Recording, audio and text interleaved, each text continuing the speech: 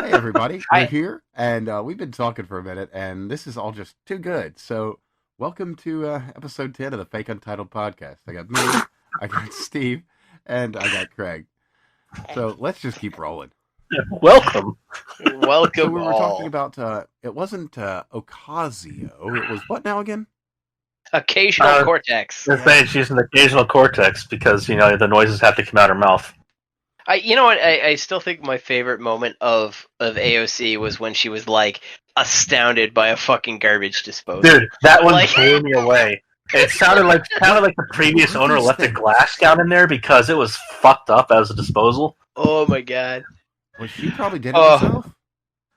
You know what? She had no idea what the hell was going on when she turned the button. When she turned the switch. You know what? I don't think that's true. I suspect that she knew exactly what it was, and then so when you start talking about being bougie about that, yeah.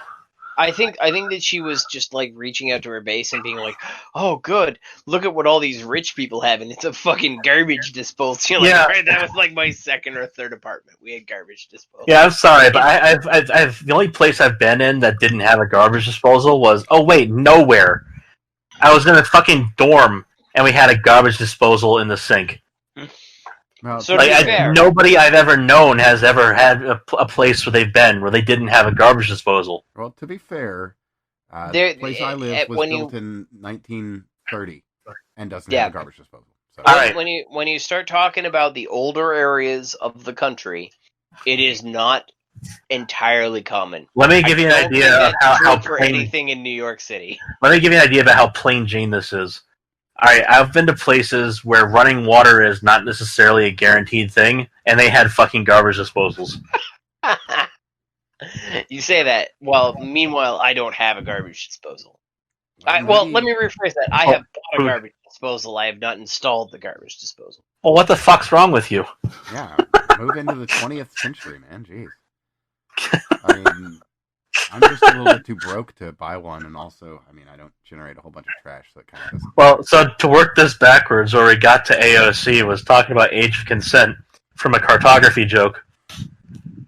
Indeed. Which worked us back further to a particular asshole who came out of an area close to Bangkok, which, fun jokes as that is. Yeah, I guess that does require a little bit of background, so... Famous G getting his ass kicked out of a country, going, "Oh, pedophilia is not a bad thing. Why don't I download some CPedo in the libs?" So I had a friend of mine who ended up getting caught up in a CP investigation, and and it was like he just wholesale just downloaded all the porn, and I mean like all the porn from back in the early days of the internet, and one folder happened to have child porn on it. And they flagged that. Ouch! Fucking retard. Yes. That's why I'm not using names, Robin. The worst thing. But yeah, no, it's a true story. He actually he just downloaded all the porn, just all the porn. My God. Oh man, that's dangerous. You don't even know what you're gonna find. Living life on the edge there, pal. You talk to him for a moment, and you're like, "So why'd you do that?" He goes, "Well, it was it was free." I was like, "Yeah, but you download." He's like, "Well, this guy had a whole bunch of other stuff that I really liked," and you're like, "Wait a minute." Whoa! Wow! What this is the gift horse you look in the mouth, all right? Wow. Like, come the fuck on, in every sense of the phrasing. Yeah, but that was my. I haven't had to deal with most anybody who's had child, but he was legitimately kicked out of college because he downloaded all the porn. All the porn. Oh everything back in the day. So back in the day, for those who are listening in, right? So 2004 through 2006. Colleges had their own intranets, right? And the intranets within the college would allow you to have, so they'd all have T1, T2 lines, which are actually not as good as most household bandwidth lines. But they'd all have these T1, T2 lines, and the way they got around the downloading laws was that anybody who showed up on campus with a hard drive full of stuff, they just assumed that it was free to share. And so he was on the college network, and he just downloaded all the porn. And I mean all the porn. Anything that was porn related that he could download, he did. So he was one of the few people who had like a terabyte hard drive back in the day, and he just filled it with porn. Oh my god. Oh my. Yeah, back in the day, there was It was the Wild West. And I remember that you could find anything on the news groups. Oh, Anything oh at yeah, all. like Usenet. Oh yeah, Usenet and that kind of shit. Yeah. Well, and then you'd also have the other stuff, right? So you'd be on like, I think WinMX was my first. Like, yeah, that was one. And that was you'd find stuff. So you'd search for, you'd be like, hey, I want to look into this thing, right? And yeah, absolutely, there were porn searches in the whole bit. And then all of a sudden you download it and you got something that was horrendously different because they just labeled it. Like, yeah. They named it in a way that you didn't realize what you were getting yourself into. You'd be like, two redheads. This sounds like something that I want to watch. You're like, no, delete.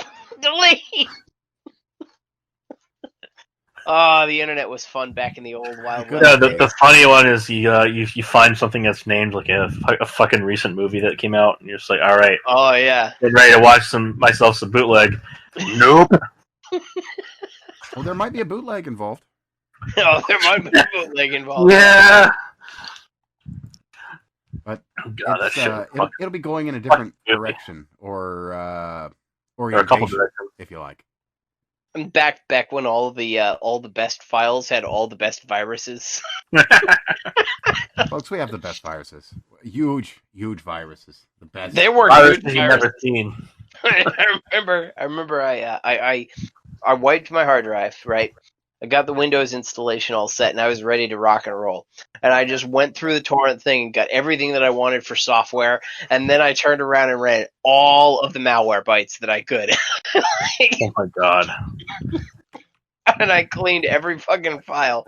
And anything that worked, I kept. And anything that like, after the cleaning, I didn't. It was pretty great. You get the torrent, right? And you'd be like, yes. This great copy of this high-end software. This is something that I can operate with. And you're like, all right, but it comes with this virus from the Communist Party of China. Yeah, there's those details. Minor as it might be. Yeah, can I clean it? Yeah, okay, I can clean it. All right, so we had some topics you wanted us to go through. Sure, why not? I see this naked Trump statue. I think we should start there. Oh my god. Yeah, that's just my own drama. People get very upset when you're nice to them for some reason, and it's I send you Trump dick. Yeah. Well, not even real Trump dick. Like no. Yeah, this is what they imagine the Trump dick to be. That means that they have spent time imagining Trump's penis. Not just time imagining it, but crafting it by hand. Oh yeah, like wow, yeah. It takes a level of dedication to really go all in on making a statue of I respect the art. You have to. Do you really respect the art, Craig? I mean, as an engineer, do you honestly respect any form of art? Oh, engineering being a form of art, absolutely. Lies! I respect that they spent the time to do this. No, I don't respect the outcome of it. It looks fucking awful. But I respect the dedication and the effort to sit there and realize their dreams of crafting by hand a tiny dick Trump. You have to wonder, like, why?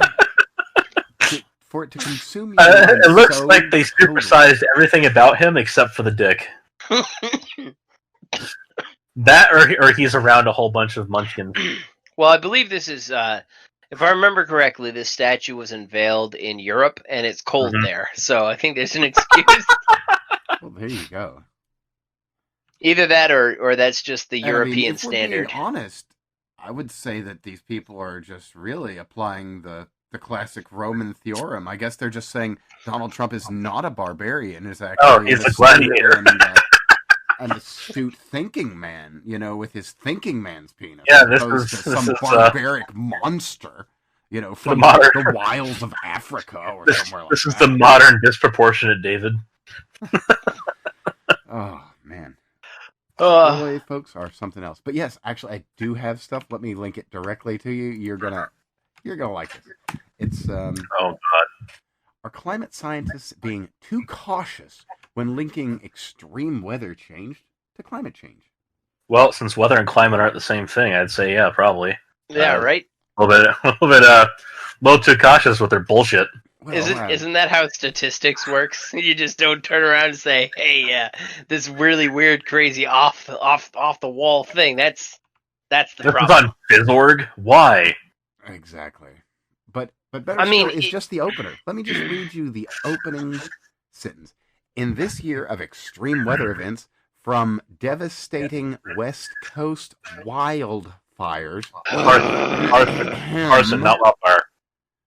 So first off, I want to actually comment on the wildfires because this pisses me off every single year that they try to tie it into climate change. I spent some time in the Pacific Northwest.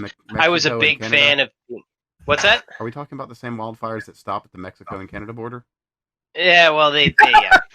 Okay, just clarifying. Go ahead. So the first thing is that what the listeners need to know is that unlike the entire, northeast section of the country, the Pacific Northwest section functions on the fire cycle. It was actually a normal part of the ecology out there where basically large swaths of land would burn. And that's one of the reasons why the original the evergreens, they even function that way. I believe it's yes, what is they do. Douglas fir. Actually, the pine cones. No, I don't think it's the Douglas fir. Is it not? It's the no. It actually it's a really cool tree. It smells like vanilla when you go up and huff the bark. But because that's a normal thing people do. Shut up! It's a normal thing to do. It's a PNW thing. You just wouldn't understand. Yeah. So the Pacific Northwest actually entirely functions on wildfires, and they have engaged in fire suppression for greater than 100 years. The end result is that all of this shit that would normally burn in the normal fire cycle is now all burning all at once in this period of time with firefighters trying desperately to put it out. So we've got a fuel load problem. So every time, and this was true with Australia with their wildfires, this is true with the Pacific Northwest and their wildfires. And if you actually you spend a little bit of time, just a little tiny bit of time in the national parks, you will find the signs out there that talk about the fire cycle and how it's a normal part of that ecology. Well, I remember reading not normal. It is, yeah, no, it's absolutely true. For Yellowstone, you'll see it all the way down into the Great Redwoods. And basically, the way it works is the plants, they evolved this fantastic thing where they would grow really tall, really fast, and that way the only thing that would get damaged in a fire is the shit that was like the low-lying shrub brush, and it's how they outcompeted all of their other competitors. Then you got certain types of pine which have they'd shed their pine cones just like everything else, and then it would require fire to crack the seal, which would allow it to reseed. And we suppressed fires for years, which resulted in a lot of these plants becoming endangered species that didn't need to become endangered species. And then on the other hand, that means that when we sit there and we put a human settlement right next to this giant fuel load in the middle of a desert that has not been there for, that wasn't there for 10,000 years, and we just kind of showed up and started suppressing these fires, now all of a sudden the human settlement burns. Because that's what happens when you fuck with nature. These are engineered landscapes. Above and beyond that, too, when you fuck with nature and don't do the requisite maintenance. Well, here's the other thing, is if you go towards California, they also introduced eucalyptus because it looked pretty in Hollywood. Yeah. And eucalyptus is an invasive species. And if I'm to understand a giant oily match. Thing in eucalyptus called eucalyptus oil? That is? Yes. They're basically just tall, they're tall, oily rags out in the sunlight, waiting to go off. They operate on an annual fire cycle, unlike the other ones where it's like a 5-year cycle. So they are supposed to go off like a match every fucking year. Yeah, they are. Which is why they shed oily shit all around them. Their nature's closest approximation of a fuel air bomb. Pretty much. No, they literally explode when they go off sometimes. Because the water inside gets trapped, turns into steam, and blows off the bark. They self-ablate. Wow. They go off. What you're So to saying speak. basically is that everything in Africa, everything in Australia, even the trees are trying to kill you. Yeah. Yes. Well, actually, what you haven't heard about is the machineal tree. That one is the machineal tree is basically nature's closest thing to a sarin gas bomb. Please expand on this, as I've never heard of it. So machineals are the last tree you want to stand under when it's raining. Let's put it like that. I'm gonna take it that they shed some awful, noxious things. So if you touch them, you know how poison ivy's bad? Yeah. This shit kills you. Oh Jesus, that's terrible. So what they do in the coastal areas where you find them is they'll put 2 lines of red around them and a big red X to tell you to stay the fuck away from them. Well, I can imagine. Yes, indeed. It is. Well, there's actually, and that's not the only one, right? So you actually want to start talking about real dangerous plants. You have things like giant hogwort and a half dozen other things, which if they touch you and they get exposed to light, you will just literally. Oh, what the hell is going on? Yeah, death apple. That was it. Sorry. Yeah. It's just a minor little death apple. So touching the leaves will get the shit on you, and it hurts and kills you. It's a blister agent, so that would be sarin gas is a blister agent. It's funny because urushiol, which is what you find in poison ivy and poison oak and so on, that's also a blister agent. This is like that on steroids. This is basically the closest thing you'll find in common areas to being a chemical weapon. You could just harvest the leaves off one of these things and squeeze out the juice and have a chemical weapon. Wow. That's, not that you should ever do that, by the way, because that would definitely kill you first. If you ever thought you could get away with doing that, it would definitely get you before you got anyone else. I mean, and there's half a dozen other plants that have similar stuff like that, like giant hogweed. You can actually get stuff like burns from that just because this one's actually really cool, right? You touch it, it contacts your skin, and then you expose it to sunlight, and you get a burn. Yeah, that one's bad. Oh, that's horrible. Nature's so kind and friendly. Nature is, but every single time I see all these fucking environmentalists go, "Oh, why aren't the scientists linking these extreme weather events?" You're like, well, because on one hand, most of these extreme weather events wouldn't be extreme without human intervention to start with, right? And B, they can't actually statistically do that because that's how fucking climate change works. Oh god, the rosary pea is another one. The rosary pea? I don't know that one. I'll have to look it up. Like holly. So I think we had a holly tree in our backyard when I was growing up. It was like these little red peas on this shrub. And it was what the hell are they called? Can't remember the name of it. But they're this might even be the fucking thing. I don't know. Anyway, it was this little red berry bush, and you didn't touch it. It was funny. It was next to the goddamn garage door in the backyard. Oh yeah, there you go. There you go. Yeah, 31.4 times more toxic than ricin. Yeah. Well, the good news is that it doesn't produce a whole lot of it. It's just nature. That, nature is magnificent. Nature is fucking magnificent. If anyone tells you why don't you just eat natural stuff, it's better for you, ask them if they love their organic belladonna, Atropa belladonna. They're organic deadly nightshade. Well, I mean, do you really want GMO nightshade? I mean, come on. I kind of do, because the berries are apparently really tasty. It's just the whole atropine thing.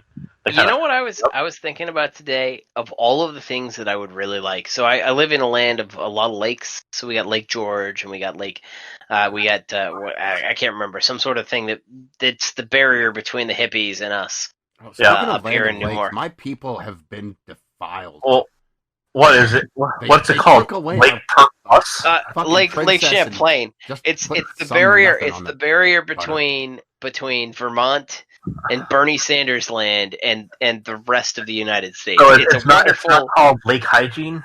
No, that would be actually that'd be pretty solid. Refunds. But I would be super cool with them genetically modifying lobsters to live in freshwater, and then like introduce a new fisheries resource to the United States lakes. That would be pretty great. That'd be cool. That would be really cool. Like, of all the things, see, we're always talking about crop yields. Why aren't we fucking modifying, like, sea bugs? Take sea bugs, make them non-sea bugs, and then we get delicious, tasty things. Not just sea bugs, tasty sea bugs, too. Tasty sea bugs. In fresh water. Which, like, like, how could that go wrong with marketing? Freshwater, tasty sea bugs. I don't know. It sounds better than eating the roaches. So, Well, sea roaches are actually what you use to help preserve people. If you hadn't known about that, the horseshoe blood is very, very useful in medicine, and it's actually it's milked out of them, and they tag them and they send them back out. They actually bring them in anesthetized. They drain out about a third of their blood volume. And they put them back into the ocean, and apparently they're just fine. If they had the neurons to recognize a headache, they'd probably have one hell of one. But apparently they're just fine. You take out a fucking full third of their blood volume. So we to elaborate on that, what we end up using the horseshoe crab blood for is for purity testing of the proteins that we use in biopharmaceuticals.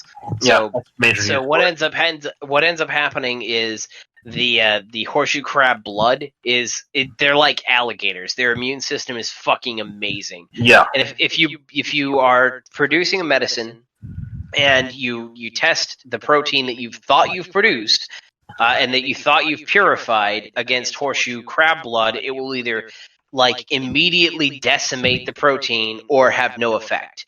And so it is the closest that you can get to a purity test of anything else in the world. And that's why we use the horseshoe crabs. Is they are a purity test and a half because their blood either reacts. There's other minor uses for it and so on.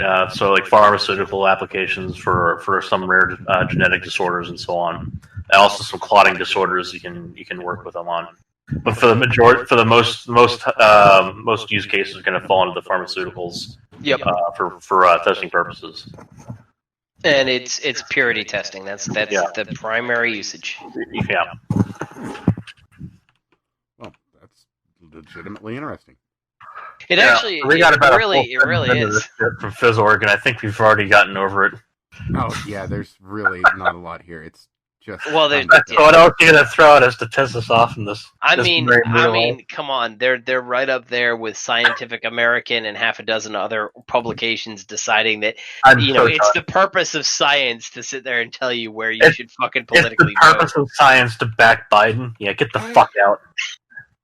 I'm sorry, but like Craig, I'm sure you have a much more nuanced opinion of this.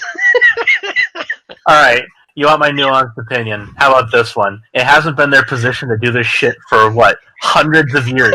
Literal fucking hundreds of years.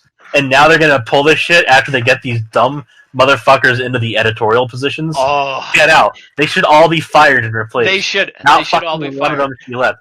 Look, every single scientist is entitled to their goddamn political opinions, and they should absolutely have them. Just not in a science magazine or in a science journal. Yes. That's the domain of science, not your fucking bullshit, petty personal politics. You know what I think? I think it's really funny. But guys, we honestly, did.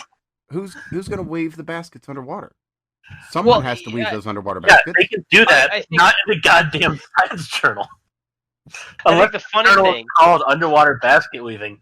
In this case, have at it, Haas. I think the funny thing is that right, science is facing a replication crisis, right? And a significant portion of that replication crisis is because scientists attempted to answer political questions using scientific methods. Or right? Is it the lack of witch doctors in science? So if they haven't been successful in replicating their results, they should probably take a lesson from that and say, hey, maybe the predominant scientific theory of politics is wrong. You'd think that would be the lesson that they fucking learn. Here's the other thing. But they don't. Here's the other thing. The thing that actually pissed me off about it, because beyond that, you have your opinions are yours, not my problem, that's your problem. But when Scientific American comes out and destroys this long legacy of impartiality and political neutrality and a focus on the science issues, even if they're politically charged issues, like, say, climate change, they still didn't say, vote for this president or that one. You know, when Nature magazine comes out and does this shit, like, it's just these big institutions that have a long legacy of scientific merit are trashing themselves because some dipshit decided to go in with a political attitude one day and say, all right, not even as a journal article, but as an editorial position, I'm going to fuck the magazine. With a sociology major. Right. This is just, like... You know, and it's going to get signed off on by this, that, and the other person they know of who has PhD at the end of their name. Yep. Just yes, it is. Eat a shit cracker and choke on it, you know? I mean, the sad part is, right, when you start talking about science is a mantle of responsibility. And the goal of science is objective truth. What is true, what is not. And there's some questions that science is very well suited to answer, right? And there's some questions that science is very poorly suited to answer. Yeah, for example, the effective width of a proton. Pretty good at answering that kind of shit. Yes, we are. We're very good at answering, you know, what's the likelihood of radiation exposure? What's the consequence of that? We're very good at answering those kinds of questions. We're not so good at, like, how should we handle the synthesis argument of economics plus, like, risk and all the other things. That's something that science is not particularly well suited for. Well, I have a great engineering question for you. What size of a needle do you think we should make to fit a camel through it? Just out of curiosity. About the size of a camel. Okay, or should we shrink the camel to fit through the eye of the needle? Hold on. Asking for a friend. Why would we shrink the camel? We can just throw him in a grinder and force him through a needle-sized aperture. Yeah. No, I got an extruder in the lab. Solutions, modern problems. There is nothing in your proposal that states that the camel has to be alive or reconstituted in a camel after he passes through the needle. Here's a thought for you. A typical yarn needle has a width, a minor axis width that is on the order of a millimeter, right? So I actually designed a spinneret for my lab work that had 127 holes that are a millimeter in diameter in it, because it's, you know, one of the hexagon numbers. So theoretically, if you wanted to, we could get 127 camels, grind them up, and put them into the extruder, and then they could come out 127 needle-sized holes. Now, getting the camels back into camel shape again after the fact might be a little bit difficult. But we'll leave that up to the person who designed the problem in the first place, because it was an unspecified problem. That's exactly right. They did not specify that the camels had to come out the same way that they went in. Yeah, that was that is the customer's problem, not ours. That is a downstream issue. Yeah, that's on the client. They can come back to us with the same problem. We can charge them again to reconstitute the camel from camel scraps. Well, there you go. And then all we have to do is mold and press it in. Well, I mean, you could do that, or we could take one camel. Right, we could take one camel, we could process it through the eye of the needle, and then we could feed it to a baby camel. Eventually, that would produce a camel that is approximately the camel that went in, sure. Huh. Okay, well, it might get sick of the camel after a while.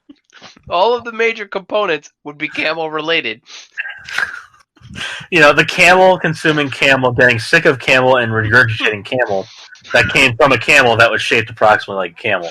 So basically, we're entering a camel recursion here. We are.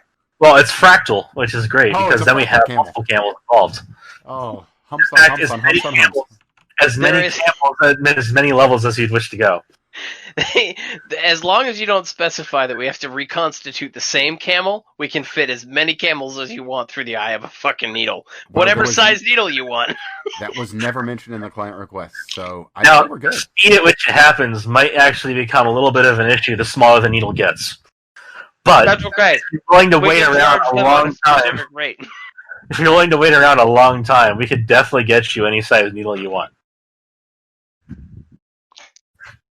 I I think we've ground that camel enough. Oh yeah, we've definitely. I think the horse has been beaten. The owner has been shot.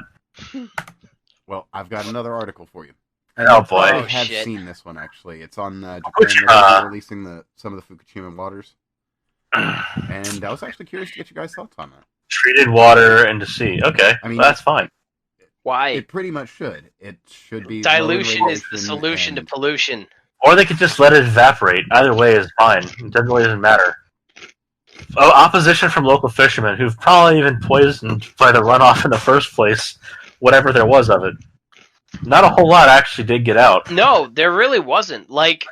So speaking from the perspective of an individual who has to deal with Navy and nuclear shit, right? Here's how we turn around and we deal with radioisotopes in water. You have these foreign nationalities that run around and they basically take a shitload of seawater, say, I don't know, 3 million gallons, and they will boil that shit down and remove the salt content and then say, here's how you finally, this is the little residue that you left behind when your shit passed through our waters. Right? That's how we have to deal with our nuclear stuff. The Fukushima water was pretty much already pure. There was hardly any isotopes in it. The most of the stuff you're talking about a hydrogen. So you're talking about the water catalysis with hydrogen at high temperatures, and that's what really ruptured the pressure dome there. So it's just mostly hydrogen, and most of that's going to be hydrogen with a little bit deuterium and maybe a couple other radioiodine things. Tritium, just as as one that they mentioned specifically being their key concern here. Maybe, and at the end of the day, it goes out into the ocean, right? So this very, very tiny amount of water compared to the ocean goes out there. Well, so the main problem that they're concerned about is the local proximity prior to the full dilution occurring, I think. Yeah, actually, so about 1.23 million. So now here's the thing that pisses me off here is the implications of the way the language is used. They say there are around 1.23 million tons of wastewater stored in tanks at the facility. That implies there's 1.23 million tons of radioactive waste, not water with radioactive waste inside it. Right, exactly. There's going to be hardly anything in that tank. Hardly anything in that tank. If you're talking about dumping it into the sea, there's actually a couple of main concerns there. And again, so this comes down to the mass transfer related issue. So when you dump it out from a point source, say they just dumped it out at the harbor where Fukushima is, and they allowed it to just to diffuse out into the ocean waters and then get carried by the currents. This is actually one of the reasons why I suggested that just for a year or two so the people sorted things. This comes down to the same kind of mask argument, by the way. What I suggested to people is that if you're going to have salmon, have East Coast salmon, have Atlantic salmon for a little while. From about 3 months out after the disaster, when it has time to make it out to the salmon population up by Alaska, for about a year or so for them to get samples and see what the currents have brought over. Sure. And it turns out. And it turns out that currents brought over hardly anything. So the main concern there is that the lateral diffusion out of the currents was not going to be sufficient enough to dilute the stuff that did make it into the sea currents. But either way, when you start talking bioaccumulation, bioaccumulation of radioisotopes, there's only a handful of radioisotopes that bioaccumulate, namely iodine. That's the big one. Yeah, iodine, strontium, cesium, and a couple others. The rest of the other stuff does not bioaccumulate, and if it doesn't bioaccumulate, it's not a risk. That's the reality of it. We can dump this shit in the ocean. Yes, there's radioactive decay, but by the time you get 2 days out, there's not enough radioisotopes in that area for you to even register any sort of significant impact. Well, that's if it can't come above background, then you shouldn't ever worry about it. That's basically the thing it comes down to. So what we're dealing with when we deal with radiation, or that isotope too, by the way. We deal with two types of effects. One is stochastic, and the other is deterministic. Right. And deterministic is your nasty effects. That's the shit you fucking worry about. That's the stuff that keeps me up at night as a nuclear engineer. Because your deterministic effects are, you have hit X dose threshold.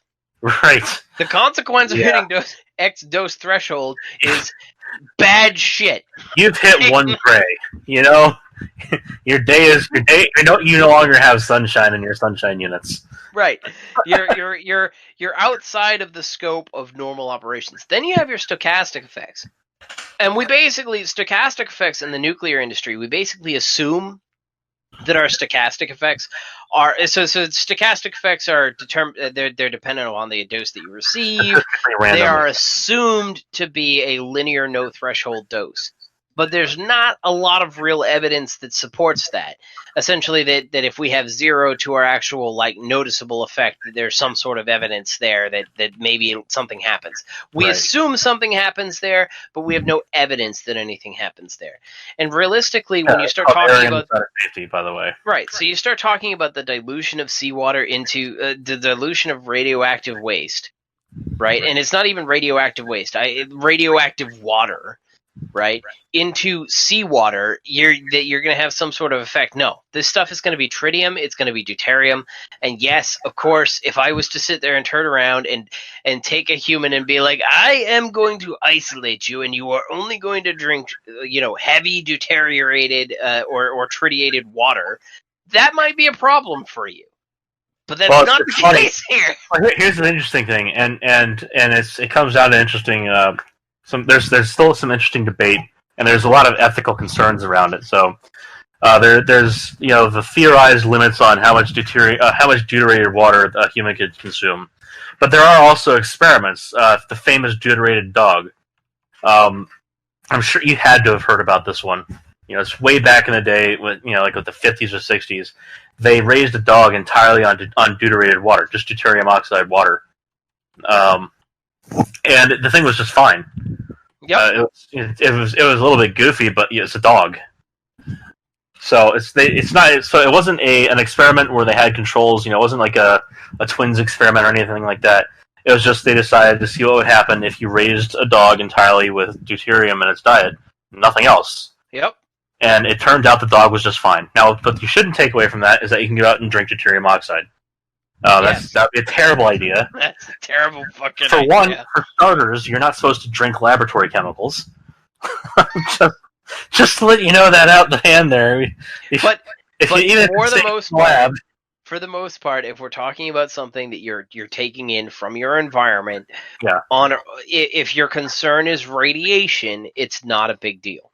By the time it gets to you from the environment, it is so dilute and so non-effective that basically, yes, okay, so your cells take some damage from radiation, but realistically, when we start harvesting the stuff from our environment, if you're not physically eating fuel pellets, you're gonna be okay. And so don't go to your nearest nuclear reactor and tip up one of the fucking fuel rods and start, chowing down. That's a bad idea. But if you happen to be like downstream of something that's in the nuclear field, it's not a big deal. Hold on. I'm going to stop you both right now. Are you telling me that The Simpsons didn't tell me the truth? The Simpsons are slightly wrong. Nuclear fuels. No. The Simpsons is gospel. That is nuclear engineering 101. Your understanding is, you see, every time you go into a nuclear operating theater, there's going to be a semicircle of shiny buttons that you should match with your face while you're eating a donut. That is true. And eventually, one of them will go red, and you go, ah! And then you leave. My biggest criticism of The Simpsons is they think that things glow green. They don't glow green. They glow blue. Yeah.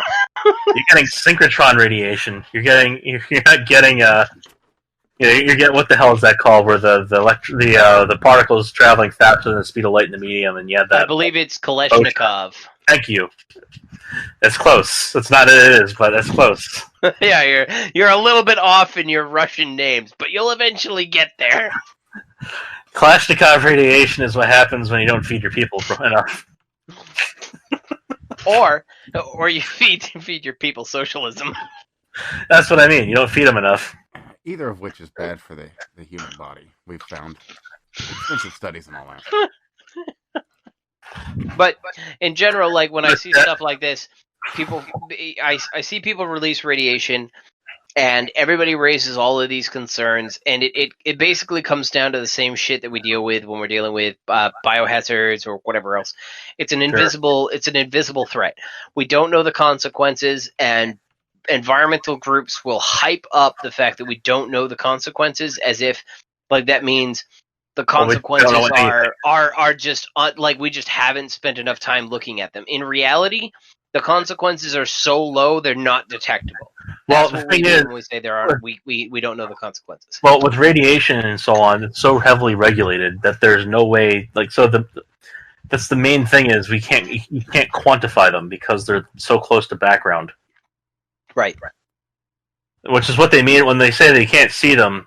And that's what's meant. Like you're talking about the difference between a couple of values that are several zeros away from the decimal point. So to give you guys an idea, for those of you who are listening, as somebody who has worked in the nuclear field, I think my lifetime dose that is above background, what I would normally receive if I was hanging out in a park and screwing around out in the wild, right? My dose that I have received is actually probably less than my background because the nuclear compounds that we deal with are so heavily regulated that we eliminate it to the point where it's not just like we didn't detect this thing in the sample, but there's nothing there. So I've actually seen people who get their TLDs read, and so that's thermoluminescent dosimeters, right? It's pretty standard practice. You wear one of these things if you're working in the nuclear industry, and it just measures the accumulated dose that you get over a quarter. Every quarter they get read, and they read it by heating up the I think it's lithium fluoride chips. And then they basically, when they heat up these chips, they heat them to a certain point, and then they measure how much light is given off of the chips. As they cool down, they get the curve, and that tells you your overall gamma, neutron, whatever dosimetry that you got, right? I have actually seen people who are working as nuclear engineers who receive less dose on their TLDs than they would if they were hanging out in the park next door. Yeah. That's a real thing. It really happens because we just... Here's another example for you. Concrete is radioactive. Yes. Granite is radioactive. You will receive more, generally speaking, if you're working in a nuclear plant. If you're working, you can count on the fact that you'll get more radioactive dose from the concrete you're walking on than from the rest of the operations of the plant itself. Yeah, that's by design. By the way, that's strictly by design that you should be that safe. Yep. But that is less than walking outside. If I go up and I hike in the White Mountains in New Hampshire, I get like 3 millirem per hour of dose. That's about. The other thing is elevation basis. Like if you take for easy comparison here is you notice that the dentist who has to take hundreds of X-rays will walk behind a wall that's made out of lead when they give you one X-ray. When you take an airplane flight across the country, you get about 80 chest X-rays, not dental X-ray, chest X-rays worth of radiation. Yes. Yeah, when you travel in a plane, when you hike a mountain, you get more radioactive dose than... What are you doing? What? My wife is like sorting. So my desk is in my laundry room, and my wife is like sorting in there and bitching at me simultaneously. I'm very impressive. Oh, bravo! But to bring this back in, yeah, a funny part about this, they say there's like you said, 1.23 million tons of wastewater stored at the tanks, and they're expecting to run out by what did they say? They're 2022, mid 2022. But they're also saying the report is that the water would be diluted inside the facility before it's released, with the whole process taking 30 years. Yeah, see, that's just, there's no risk. Yeah, there's no risk. that is below background at that point. Yeah, so... Like, I fully believe that they have contaminated water. I'm just saying, like, it is going to be, as he said, dilution is kind of the thing there. Dilution is the solution to pollution. Well, Own your chemical engineeringness. Here's a good example of it. What is the function of an eye wash? It's not to make your eyes feel better. It's to dilute away the problem. Yes. Well, so your eyes unfortunately, one of the things that we were talking about just prior to starting the show was the unfortunate involvement of environmental engineers in the engineering discipline, because environmental engineers are the ones that took us from, us being healthy, happy, go lucky chemical engineers to all of a sudden believing that dilution is not the solution to pollution. But in reality, if you have a lot of a problem and you dilute it sufficiently enough, it's no longer a fucking problem. Oh, right. That's There's just the reality of it. There are some things where that is not true, but for the vast majority of cases, outside absolutely. of RCRA metals, I am okay with diluting something. There are some things where diluting it is not the solution, but the vast majority of cases absolutely is. And I'll say this again for the public and posterity: environmental engineering is the engineering that couldn't. Every undergrad class in environmental engineering is a fucking survey of another engineering that can. Yes. Well, shouldn't environmental engineering being one of the coolest things? I mean, what are they really trying to do? Well, here's what they do. They invite other engineers to their functions so that they can feel better about themselves. And unfortunately, it doesn't work. I was out there, I was doing a career fair and so on. I was doing a career fair and a guy came up to me and said, "Hey, you want to be invited to this awards ceremony, etc.?" I was like, "Yeah, sure, why not?" I realized when I was there standing around like a dick in a suit that this shit was just so that you get people to come to this thing. It was not because otherwise it would have been the person on stage getting the award for whatever the fuck it was, and like 3 other people. Everyone else that was there was invited at the career fair, and it's like I felt bad for the person because that meant no one was legitimately there because they knew who they were. Like nobody. I mean, so what you end up, we like we said, we can mock the civil engineers because they're table jockeys, but like at the end of the day, their shit either works or everybody dies. Yeah, well, like that Tampa agency with the right, yeah. with the bridge that fell, So that's like civil engineers have always been kind of the butt of the engineering jokes within the engineering community, and environmental engineers are those things that we just kind of want to ignore because they're annoying, but they pay the rest of our bills. So we're okay to have them come along, but realistically, like the environmental engineers, all those guys are and I do regulatory compliance, and I hate to say this, all they are basically reading regulatory compliance manuals. That's their entire job. So they don't know the fundamental, they don't know the scientific basis, they don't know the mathematical basis, they don't know the rationale, they know nothing.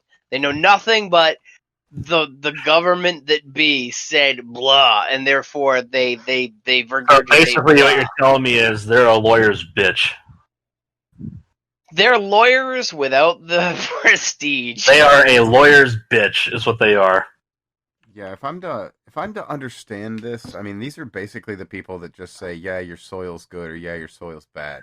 That's the funny thing, though, is that's not what they do. That's not what they do at all. That's the environmental chemist who actually has to do real chemistry. Wait, so they're not. Wait, so what the fuck do they do? They read a manual. They read a manual. They compare 2 numbers. They say, "Is this number bigger or smaller than other number?" They get a book, and the book says this is good, and they say, "Oh, well, all of these things don't conform with this book, so therefore it must be bad." That's the entirety of environmental. Full disclosure on that one: my dad, in a previous life, was an environmental chemist. So, like, I got to go into work with him and see all the cool doodads and whatnot, and they actually did real chemistry. They had to go out and take samples from the swamps for the county, etc., say how much of this, that, and the other is present. So they have to do things like GC and chromatography, etc., just to see what's going on. Then you have the environmental engineer, who's basically their main purpose is to bitch about things. And I'm sure there are environmental engineers out there who are competent, smart people, and those are the ones who went to grad school and actually had to learn how to do engineering. Yeah, fair enough. I think that's a bit of a stretch there, Craig. I really do. Me too. Most of my chemical engineering class. I mean, really nice right now. They kind of merged the chemical engineers, which was like 5 kids, with the environmental engineers, which were like 15 kids. My And God. I can tell you, only one of us knew how to solve the problems. Oh my God, that's so bad. No, I'm glad that for chemical engineering, we had a significant population in undergrad. We didn't have to be merged in with environmental engineering, which was as a program where I was not nearly as significant. So, I just remember sitting there and doing one environmental engineering course and having to explain to one of the environmental engineers why they need to change the oil in their car. Oh my God. Oh, it was pretty bad. I pulled out that dipstick, and Oh that shit no. was black and sludge. Oh, that's And you're like, wow. I mean, dude. like wow.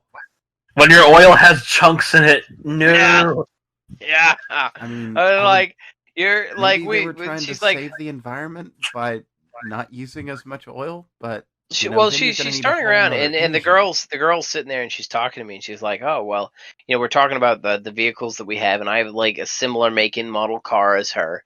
And, that's kind of cool. That's a little point of bonding, so we can bitch about the things that are wrong with the car. No, she doesn't know really much about that. All she knows is that she hasn't changed her oil. I was like, so when was the last time you changed your oil? And she's like, oh, we have to change our oil? And you're like, oh, no. See, I don't exactly have this problem because mine burns some, so I just top it off. But that's different. I'm just burning off the bad stuff, putting in new. It works out. So. Oh, that's so wrong. Oh man! Wow. Oh, my God. So we've got some. We've got some news out of South Africa that's not really suited our forum here, but I will say things are getting really weird down there, and we could be looking at maybe a civil war, but that's not. I mean, really... we're probably looking at the same thing here, so that's not like.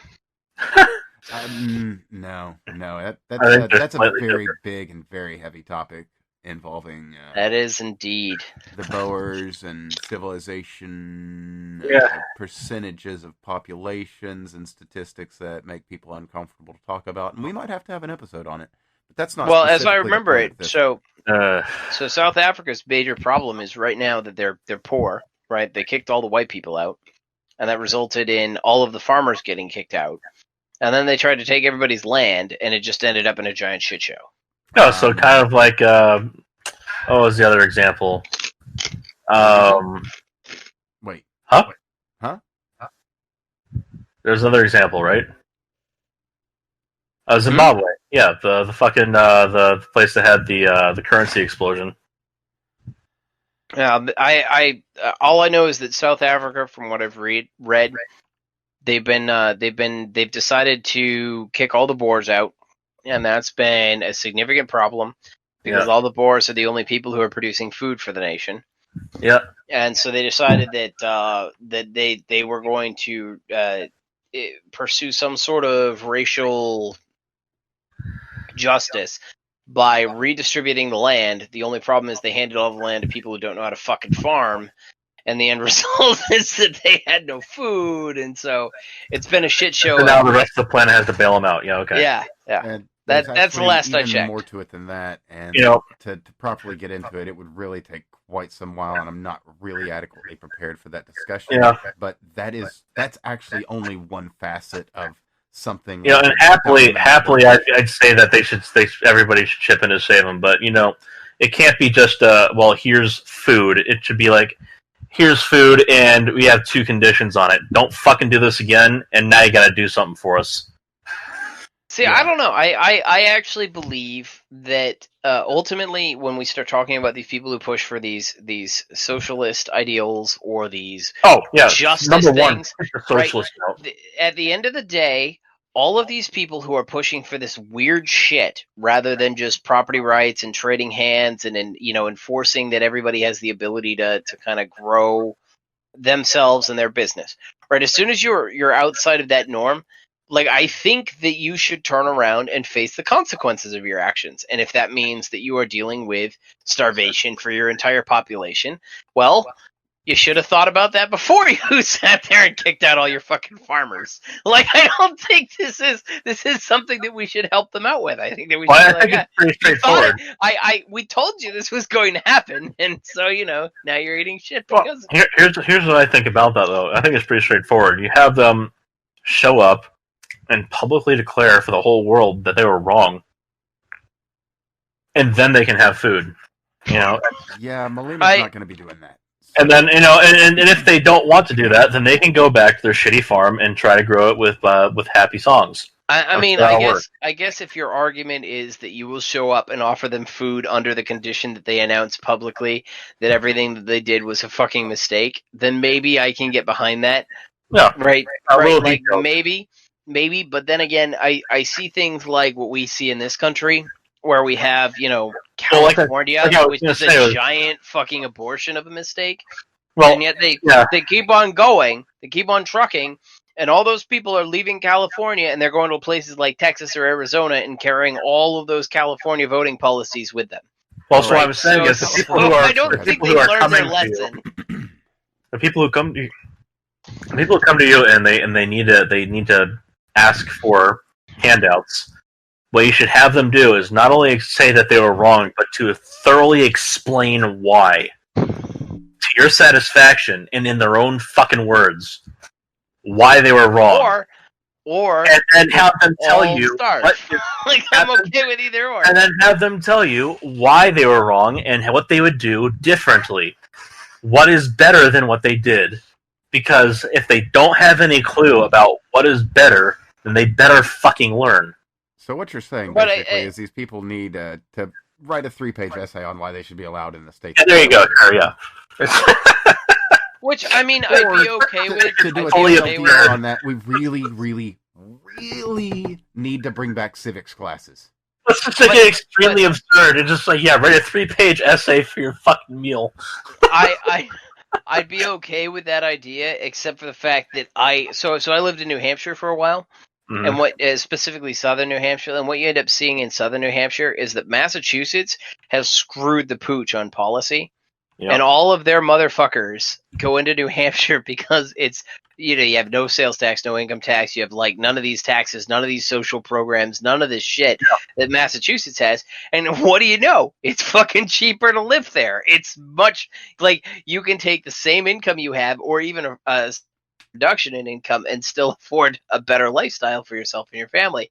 And then they bring all of their social policies with them. Yeah. So you can turn around and say that hey, we've made you move and we can have this open discussion and open debate. But they just don't fucking learn. So I would actually much rather see it's just like when all the everybody feel the consequences of it. Just like when all the fucking New Yorkers moved down to Florida and they just populate the coast with a bunch of retards. Well, let's be clear, that's New York City. Uh-huh. Are you implying that all Florida men aren't just Florida men? No, so there's the natural native-born Florida men who are psychotic and stupid. Are there actual native-born Florida men? I thought that they were all just they're not all population was not to be retirees. I thought that was God's waiting room.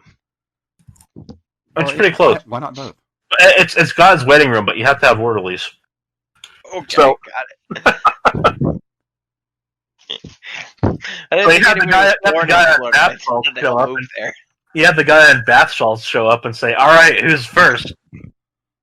No, fair enough. There's just so much on that one that we could really get into at any time. Man, Florida's a trip. So Florida is a special and magical place. There's something about places in America where it never gets cold that drives people insane. No, I think realistically, what you have is Here's today's numbers, by the way. It's today's record for South Africa. Again, this is subject to a whole lot of caveats, but I went ahead and threw on the daily deaths as well to give some context. This is average. This is with a 100-day radius for the averaging window. I'll throw an Imgur link to this specific image, but you mind going over the numbers real quick?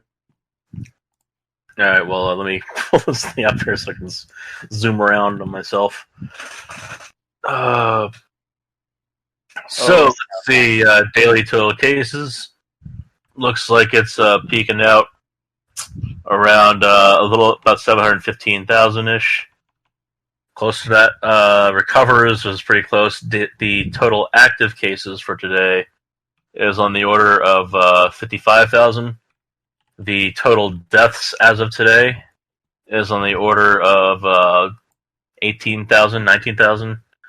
The daily new daily cases is on the order of 2,000 ish. For deaths, it's on the order of 75, but if we look at the smooth curve, it's on the order of 120 ish. So the thing that's really interesting about this is that they had a peak and they're going into they're at the beginnings of a second wave on this. This is again log scale for the vertical, so if we turn it linear, you'll see a very clear hump that they've already gone past. I can actually just get this thing. Now, out of curiosity, do any of you guys know what social policies they passed associated or related to COVID? In South Africa, I don't think they've done much more than just basically mask wearing and social distancing, and that's really. So there's the linear scale of it as well. You can see the kind of perspective that a log scale gives you, which is specifically much better than what you see in a linear scale. In fact, I think log, see that there's a big difference in that too. Speaking of from the great state of New York, which is better than all the states, according to news media. Like, I know that I think we're entering our second phase of lockdowns again, which, we've never really released the first phase of lockdowns, so I'm not sure the second phase of lockdowns, but we got Cuomo's camp for the chosen. Cuomo just needs to go fuck off. Cuomo's COVID camp for the Jews. Oh, dude, that shit is just so disgusting what he did. He's a real astounding piece of work. Here's the U.S. log just to go ahead and give you a better idea what's going on in time. I'll give you the linear log as well. Just keep in mind that Cuomo's camp there, that's what the news media really wants. Want Camp Cuomo, where work is its own reward, right? Indeed. I believe, what was it? The exact text is "work will set you free," something like that. Yeah. Cuomo's camp for the chosen. Work is freedom. There you go. Well, you are the what was it? What did they call him? What did they call him, Dan? Called him the self-hating Jew or something like that. No, I'm the token self-hating Jew, according to token self-hating Jew. Yes, friend. Excellent. I do have some interesting friends. I will say that is undeniable. What a fucking retard. Hey, you know what? At least you're not the Nazi. I'm apparently the Nazi. yeah, and you're a real Nazi. Okay. It was really funny because I was sitting there like Dad, like, yeah, he called you the Nazi. I'm like, wait a minute, does he understand that I am actually less conservative than both you and Craig? There seems to be an awareness gap here. Just as a by the by, the Dan Park's fake. You can call me Evan. Whatever. That's why he's called that fake guy Dan. Yeah, that's. Well, I mean, I try. I believe very firmly that your internet identity is whichever identity you have. Craig's been pretty open about it, but if you want to be called Evan, I'll call you Evan. Oh, it's I mean, you can call me Xenomancer too, but like, why the fuck would you do that? But anyway, beyond that, I was actually kind of using this all as a bit of a segue because I linked it earlier. It's just on the numbers. They're a little bit old, which was as of the 17th, they had surpassed 700,000 coronavirus cases. Yeah, that sounds about right. But that being said, there is. What's their population? That's a good question. I can probably get. That's one thing I don't get with the Hopkins data is the per capita, that kind of thing. I just get the number of the totals. Current numbers put it at 57.78 million as of a 2018 census. Okay, so they're significantly higher prevalence in population than we have. Yeah. Yeah. That's actually kind of terrible. Yeah, no, these numbers are pretty fucking scary. That being said, you'll see what I just linked you here. All right. And there is apparently a notable vaccine hesitancy in South Africa. They're all see that this is the thing. They're all fucking anti-vax now. Why? Because people are just like, oh, Trump said vaccine, therefore bad. No, it's Maybe actually it's not South that. Africa, It's a so this is longer. kind of a It's got a separate longer issue. history for South Africa. Well, yeah. Well, yes. There's that. There's another set of baggage down there. But if you look at here, look at the American-centric view. You other American. The thing is, you have to consider is that if you look at popular support for outreach from here, then the answer is going to be, well, has Trump said it's good, or has Fauci said it's good? Well, I think beyond that. I think beyond that, right? Like, I think that we should actually talk a little bit about when you start talking about like vaccine hesitancy in South Africa, because this is a big issue. This is a real issue that they have down there. Thing is, they have the same reason why they had people shooting at the healthcare workers who are trying to help out with Ebola. So basically, what's ended up happening is that various environmental groups and various anti-vax groups have somehow managed to gain prominence in South Africa, and they have convinced the South African people that what the United States is engaged in is a mass sterilization campaign of their population. So the end result is that like everything from AIDS to like all of the major diseases that we've kind of like managed to nix here in the United States still thrive over there, because there's a group of people that's convincing them that we're out there to really seriously here's the funny thing. Population. Here's the funny thing on that. You will hear echoes of this, because it's the same fucking people doing it, by the way. You'll hear echoes of this in the anti-vaxxer movements over here. That Bill Gates is out to sterilize you and your children, and also to somehow give you other diseases while also vaccinating you or whatever, and steal your identity. And now while there's valid arguments to be made with certain things, the fact of the matter is that a lot of these issues are not bundled up into one conspiracy the way that they're trying to make it. And when you unpack them, they're not nearly as scary as they seem, not nearly as likely. That whole identity, whatever the hell it is, Identity 2020 thing. What are you talking about? I don't know anything about that. Yeah, so also the idea is to give you one digital ID.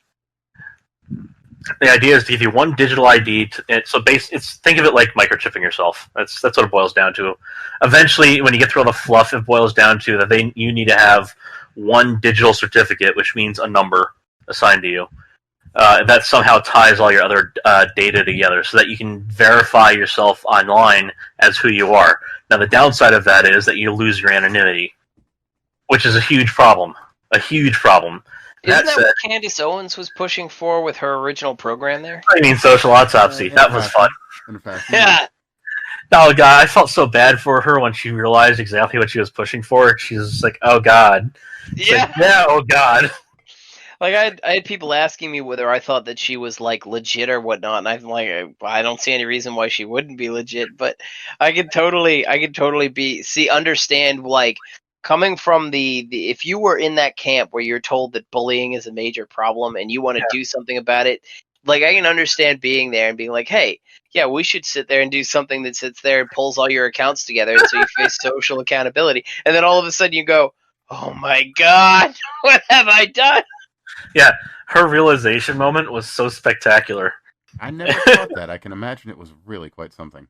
That actually turned me off of it.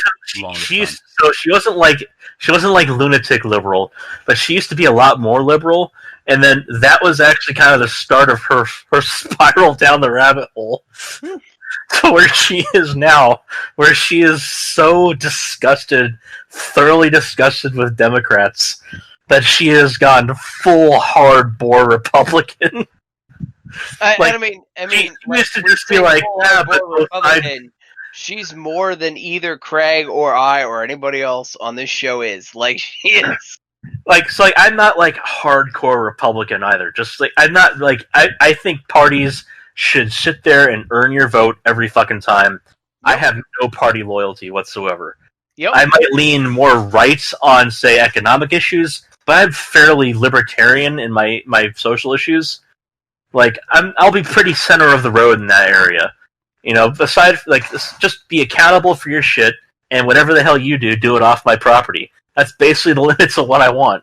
Yep, I totally agree with whatever the fuck you do, keep it to yourself and pay for it yourself. How hard is that? Candace Owens is in a whole special league of like hating Democrats. So she realized exactly how much she was propagandized growing up, and she has so thoroughly rejected it that she has gone deep into the other waters. Like she is very much going to be a young Republican.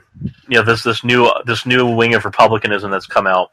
She's so deep into that right now, which is fine. You know, just you have to explore your politics the way you're going to explore it. But she is so dumb with Democrats. If you go back to like when she had her revelation moment with Social Autopsy, what was it? Yeah. I think she had the pleasure of dealing with. She was on Ethan Ralph's show a couple times. What was that chick's name? The one who kicked off all of Gamergate. Oh, Quinn. Zoe, yes. Yeah, she dealt with that bitch too. She dealt with Zoe Quinn, and it was like right after dealing with Zoe Quinn that she had her. Oh shit! These people are fucking nuts. Oh, and so what happened was just a quick second here, because this is going to be some really, really esoteric, old school internet shit. Not even old school, but for the internet it is, because it was fucking 4 years ago. No, but Zoe Quinn first tried to come in sympathetic, and then when she got rejected, she decided to try and crucify her in public. Yes. And that backfired so quickly. And so Candace just not having it, and she went ahead and dumped the DMs. Well, whatever the private messages were. That what you really have to explore is the fact that Zoe Quinn wanted her to end Social Autopsy. So Zoe Quinn is supposed to be this anti-bullying champ, which was really the premise of Social Autopsy. But all of a sudden, she comes out and she starts attacking Candace Owens because it really looks like that maybe, just maybe, Zoe Quinn, if she had Social Autopsy operating in the background, might expose her for being a fucking huge fucking fraud. Yeah, so we're gonna have to actually a gigantic cunt. The whole of the show right now and kind of go into this, because this is some really out of context stuff for people. So the short of it is... bear with me here. I'll actually try and give a TLDR on this, because I was kind of... what would we say? Front row and center for all this nonsense as it was going down. So we'll try and summarize here. Zoe Quinn is a... whore. Simply put, grifter who has... got a large sense of self-entitlement and comes from old money. And hold on. Before you walk down the old money route, her father works right next to me. Jesus, man! I don't mean like cubicle over. I mean site over. Like literally, I drive by her father's place of employment on my way to work every day. Oh man! That must give you a lot of opportunities to chuckle. It really did. As soon as it was actually kind of creepy when it first comes out, and you're like, "Oh my god, she lives right next to me!" Oh yeah, I know. Poor bastard. I can only that horrible aura that just put. That was a revelation today.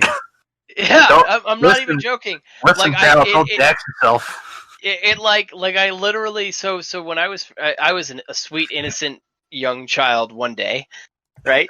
And I used to believe that, hey, maybe this was just a terrible thing, and that she was, blah blah blah, not a psychopath, right? So I decided, I even turned around. I think because like she posted her email everywhere, and I was like, hey, we can get together for drinks. Never got anything back, thank God. But like I actually ended up realizing that her family literally worked right next to where I worked every day. Small world. But anyway, back to the thing here. So that gives you just a moment's insight. This Zoe Quinn person, she has a history. Let me see here. She dropped out of everything of value, became a stripper, failed at that, and then went into game dev. So Was she a stripper? yes. Well, yeah, she was a suicide girl or whatever, right? No, Yeah, no, no. yeah, She was so an actual stripper, I don't- like with the pole, That's dancing, even worse. everything, and then got out of it. It was not a good fit, and there was some. She spread a story. Too many Cheetos, huh? Is that was the problem? there are very few strip clubs in this area, so most likely Oh No. shit! I could give you a list of where she probably worked. Oh No. no, not today. Not today. We'll Please no. no. Oh, that tempting. Not today, Satan. Not today. But anyway. So anyway, Most she likely gets into double game... visions. Just throwing that out there. Oh, you motherfucker! I think that's the only strip club in the area. Not editing that out. It's staying. If she was actually a stripper, it was probably double visions. I can confirm and deny nothing. I can only continue with the story. So she gets into game dev, throws a fit on something with the Sci-Fi Network because she doesn't like Mountain Dew and Doritos at the same time or something like that, or someone was being inappropriate, or she was threatening someone with a knife, or who even knows, because she's said that she killed somebody with a knife at some point. Although I don't even know if we can say any veracity to this alleged story. That's no, I her mean words. she's so maybe like we should just take her at her word there. She later ran a broken Kickstarter individual. with yes. She later ran a Kickstarter with Chuck Tingle, famed author of such things as "Bitcoin Did Me in the Butt" and "My T-Rex Neighbor Did Me in the Butt" and "Reptilians Did Me in the Butt," and real classy joints. And so she never even delivered on the game. And Of course she didn't. She hasn't delivered on shit. Yeah, well, no, she did deliver on one thing, and that thing is Depression Quest. I don't recommend you. No, that was already done beforehand. She didn't actually deliver anything extra. No, not at all. Which is why she was able I think we should actually elaborate what Depression Quest was. No. So I'll have flashbacks. Listen, choose your own adventure, but even like as bad as you can imagine, but hold on. Worse than that. Let's be real clear. It was choose your own adventure out of HTML hyperlinks created with somebody else's program. Yes. All right. So we actually did a stream, the podcast I've been involved with for years now. We actually did a stream. We had Mercedes Carrera come in and try to give the read a sexy voice. To be that mildly sounds like a more bad entertaining. idea. Just to try and get it mildly more entertaining than it was being hammered and going, what the fuck is wrong with this story? And not even Mercedes Carrera could make Depression Quest moderately entertaining. It was stone cold, so to be fair, cardboard in the rain, boring the whole fucking time. For all of the discussions that I had with Carrera, her voice is like the least sexy of sexy voices. No, but like it wasn't even. It was like we thought any entertainment whatsoever, just anything beyond a bunch of people groaning about going through this shit tasterpiece. She couldn't help. Like there was no helping it. It was terrible. It was fucking terrible. Like we're reading it. We had her come in and try and read. We were like, interacting, having different people try to read. It was just fucking awful the whole way around. Oh my god. Nothing. Well, I think the other thing was that it's supposed to be this thing that's like a realistic, expert-informed depression thing, and that's what they sold it as. Being upset. And it's fucking like I can talk about depression from my perspective as an individual who doesn't have it, but is married to somebody who does. It's fucking miserable, and go take your fucking meds because it really makes a big fucking difference. Somebody who does have it, and I have to tell you, Depression Quest just read as someone who was being bitchy. It was not depression. And as someone it really was actually overcome said ailment, I can tell you that it is pandering at best. There you go, yeah. At best. So, we've gotten through a little bit of the... Oh no, your Wattpad story didn't get 99 likes out of 100. I guess you're gonna have to have depression now. Yeah. Oh no, I have Tussads. Yeah, I have Tumblr sadness. There we go.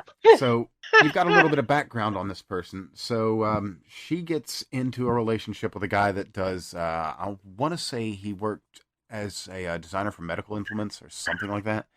And being Which one is this? Because she hopped dicks pretty frequently. Like, indeed she did. I'm not meaning to criticize her. It's Aaron. just a real like. Just that she's a hopcock, that's all. like, I mean, arguing that she was dating somebody. You're like, which one? At what time? Understood. Who was she dating? Well, who is she sleeping with at the same time? Probably doesn't care about any of this really weird internet esoterica. So I do want to kind of just. Well, I mean, it does matter because one of the boyfriends she caused to kill himself. So, I mean, I don't think they dated. Did they? Maybe they did. Yeah, but she did cause him to kill himself. Because, name a guy she didn't date outside the three of us. Name a guy she didn't date. I would believe it if she said if you said she dated Donald Trump. I would believe it. If you said she dated Biden, I'd believe Trump it. Has standards though. He does. Hardly. He's got. I'm sorry, but owing $130,000 to a stripper. I'm sorry, but that does not scream "I have standards" to me. That screams "I have women." But if we're comparing strippers here, we are really going to completely different levels. I'm sorry, but we are comparing strippers here, and one of those strippers was definitely a higher class kind of lady, if you know what I'm saying. I'm sorry, but after looking at her, I don't think she's that high of a class. We're talking about a pretty slim difference here. Yeah, no. Okay, well, maybe, no. Maybe she's not a higher class. Maybe she's just a higher level, shall we say. She's just a higher sense. Anyway, this is getting really silly. So let me try and actually bring this all together. So she's dating this guy that's making medical implements. And she accuses him of something untoward. I can't even fucking remember anymore. Maybe beating her or something. It goes to court, and the whole thing gets sealed. In the end, turns out that she was lying about this and everything, basically. She ends up. Are you talking about Kajoni, or are you talking about the other one, or the other one? Yeah. No, Kajoni was a software developer. Was he? So they were both quote unquote software developers. Okay. It's pronounced Gioni, all right? Whatever. It's Joni. Whatever. Whatever. It's so got too many consonants in a row. Go. Not my problem. That's the dude. Godspeed, you poor fucking bastard. I'm happy that you are far away from her. Just stay at that. I hope he gets notoriety for something else in his life, because this should not be the peak of his popularity. Oh. Well, man, I mean, he wrote a post, right? He wrote a post that was solely to warn other men of dating this one chick, and it caused an internet shitstorm because it turns out that she was sleeping with every single person who promoted her shit. Yeah, that's the long and short of it. Yeah, so he puts out this post right about the time she's trying to get something, trying to get some traction in the games industry. And she's as said, she's sleeping around with everybody in the business. She wasn't getting traction; she was getting friction. I don't know if there's any friction down that pipeway. Well, I can't believe any of them got her lubricated. Jesus. The only thing that seems to do that is publicity and money. Probably.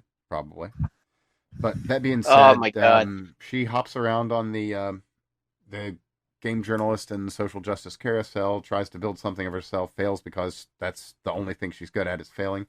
And, that's where we are now. It's such a rabbit hole that it is bother a rabbit with Wikipedia hole. because for one, it's garbage, and for two, it's extra garbage in this particular case. So, what you're saying is, when I look at this website, and this says another reason why a measles vaccine is important, just to bring it full circle, it's because that's probably the very lightest of the STDs that she's spreading. Probably. Allegedly. Allegedly. Oh, dear. I mean, besides her legs being another disease that she spreads. You know what? She clearly has a personality disorder. Like, it's very clear from her writings that she has a personality disorder. You don't say. Yeah, and it's clear from like the whole entire thing that was Gamergate. This is the upside is that we know we can now basically turn around and say that all socially ignited events are caused by people who are fucking like what is it? What's that? Factor B or something like that. Cluster B. Cluster B. Yeah. We could tell that all interesting things on the internet happen from Cluster B personalities, be it Ethan Ralph or fucking Zoe Quinn. Cluster B and borderline personalities. Yeah. That's a very, very real possibility. Like all of the internet fun stuff is all of these people who are legitimately like, holy shit, I can't believe. And I've encountered people who are like sociopaths before. Like you anybody who's interacted with people on a regular basis, you know them, right? You know them because they give you the same kind of creepy vibes that like deer get when a fucking wolf is in their midst, right? They might tolerate it because it's better than sprinting away and having it automatically chase you. But these people are fucking scary. Like they're legitimately terrifying. And Zoe Quinn is probably like 9 times out of 10, the internet drama doesn't happen anywhere near me, and I'm very happy for that. But realizing that her parents work like right down the road from me, and like all of these photo shoots were happening in the next town over, and you're like, oh, okay, this is kind of weird. This is a little bit too close for comfort. Yeah, that's going to be disconcerting. It was actually really disconcerting. Like, she very likely has hung out at the same bars that I have hung out at. I mean, you're a couple degrees removed from being an internet celebrity here, pal. I am. All I have to do is start fucking random people and call myself a game developer with hyperlink text. Then you can go on Twitter and get yourself over 1,000 followers. And I have to sit there and dye my hair purple. That is. That's key. Dye your hair purple and wear a fucking horse, a rubberized horse head, and then claim that your game studio is actually producing content when it isn't. And by the way, everybody who's been waiting over 2 years for a product, you're never going to get it, but I'm not going to tell you. Oh my god. Also, you'll need a Patreon. Yes, get yourself a pity on so you can get your pity bucks. Get yourself your pity bucks from your pity on. No, I mean, that was such an interesting thing, because I remember, like, I got into it because of Cracked, right? I was still reading Cracked at the time, and that's actually the last Cracked article that I ever read. No joke. Right? Like, once I realized that they gave her a platform and what was going on... It is done. It is done! It is just, fuck this, fuck you, fuck all of this, I'm out. No more. Time Cracked was just a place you would go to get funny jokes. And it was. And then all of a sudden they published Zoe Quinn, and you read her article on it, and it's like, there's no way all of this stuff happened. And then you go through the comments and you're like, oh, well, that didn't actually happen. And then, of course, I got into Internet Aristocrats videos and found out what really happened. And you're like, oh. Yeah, Jim's videos are good. They are the best. Jim. We're all gunning on your side. Yeah. Poor Jim with his fucking cancer. Yeah. You know what? He will always live on forever in the internet. Right, indeed he will. That I is. hope that guy gets, he's made his mark. I mean, he seems like good people. He's a proper shit poster. The world needs good shit posters. It really does. He is what we all look to and hope to be and strive for someday. I really don't think so. I don't strive to have cancer. Well, aside from that, come on now. No, we want to be the cancer. Not have the cancer. No, you want to be the chemo. Yes. Indeed you do, sir. Indeed you do. We are eradicating cancer on the internet. Absolutely. So, I've linked something in here. It's just from literally yesterday. The spokesman for one of the spokesman for the White House, Harry Roque, said the pandemic is about to end based on vaccine makers' estimates on our time. Well, basically currently. So you can say that, but I don't expect Cuomo's COVID camp for the chosen to be closed anytime soon. There's so much power and only so little time to abuse it. So here's my thoughts. An FDA approval application does not require, to my knowledge, that your phase 2 trials be completed. or your phase 3 trials be completed. Well, to my knowledge, with the, what's required. To my knowledge, what is required is that you are. Well, to my knowledge, what is required is that you have some results from your phase 3, and that you can submit those your preliminary results in your application, and that in order to get the your application approved, in order to get your drug approved for human consumption, basically, or so treatment of a specific disease. That's what it comes down to.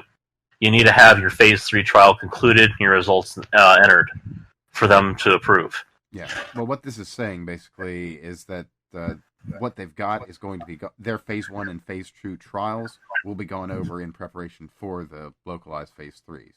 So, right. And this so the idea there is that they can submit to FDA approval, but a submission to FDA approval does not mean they get the approval the next day. That's the thing I'm trying to get across here. No, yeah, no. It's, I mean, as fast as things are moving, and they are moving ridiculously fast, there's still red tape, necessary red tape for that matter too, because I mean this. Yes. The best way to perceive this kind of stuff is actually to look at like stock market values.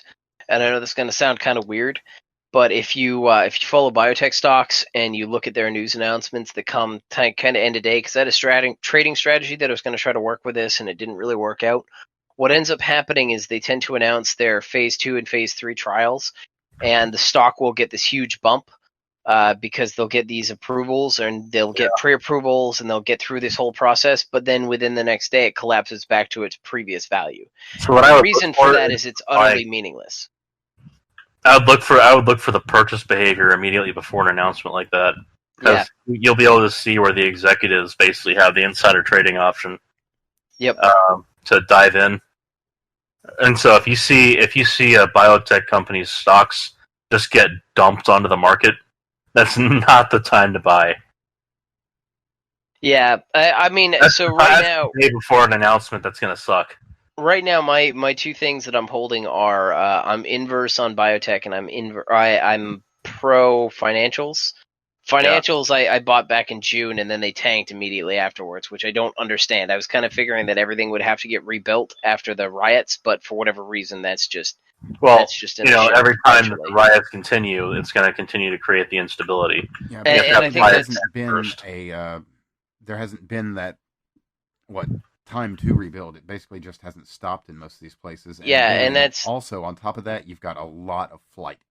So, but anyway, hindsight's 20/20. That's kind of what I was expecting, and I didn't get there. And then I'm an inverse on biotech. A little bit underwater on that. I should have just sold it when I was plus 20% on that. But I'm inverse biotech right now because ultimately what we're getting is we are in the Trump bump for after him getting COVID and coming out of it. And so I'm expecting that to collapse a little bit in the next few weeks because ultimately reality tempers resolve in biotech. Biotech is very pump and dump. Very, very pump and dump. Really? Yeah. It's really like if you start looking at people who invest all the time, they just avoid biotech like the plague because you can buy into something and within a couple days it'll collapse. And I've seen that too. So I bought something, it got up to 20%, I got greedy, and now I'm negative 20%. Or I'm not quite negative 20%, I'm like negative 15%. Ouch. Yeah. Yeah, well, it is what it is. But the biotech stuff, when you actually watch it, you can see these announcements and how much impact they actually have on the real price of the individual stocks, whereas I'm in indexes. And the individual stocks don't really benefit huge gains from these things because it's very preliminary. And it doesn't really have a significant impact on the result of the drug. And like what Craig is saying, I think we've still got weeks to months on the phase 2 and phase 3 trials because the phase 1 is going to be like your animal testing. Well, phase 1 for drugs in this case is going to be more. So the phase 1 for this is going to be like a 10-person scale. Phase 2 is going to be a 100-person scale. Phase 3 is going to be 1,000 to 10,000 people. Well, actually, it's anywhere between 1,000 and 100,000, but let's be realistic. I thought it was. I thought phase 1 was always the animal testing. Phase 2 was the low level testing. Well, and then phase 3 was bigger. It depends on. This is a context dependency. So for phase 1 drug trial, you're talking about probably going to be 1 to 10 patients. 1 to 10 people. It's basically the does this kill you or not test. So by the time they get to these situations, it's not even that. What it is we know it's not going to kill you. What we don't know is what the dose should be. I see. That's your phase 2s, right? So that's the big one in phase 2. For phase 1, it's how do we pair this? How do we titrate this up? That's the protocol for that. For phase 2, it's we have a protocol for titrating the dose in. We need to know what distribution in the population this dose has to be controlled at. Phase 3 is we know what the target for this is going to be. Now we needed to figure out what the distribution among population is for both safety margin and efficacy. So you want the least dose necessary to get the maximum efficacy possible. So that comes down to both a cost issue and a safety issue. So you want to have the least amount of ingredient required to get the maximum effect possible. Best bang for buck. Yep. And that comes with that. So safety has a cost. That's what it comes down to. Absolutely. And beyond that too, it's not. It sounds kind of greedy and capitalistic, but the thing about it is there are finite resources, so you have to be considerate of the fact that you've got to roll this out on a global scale.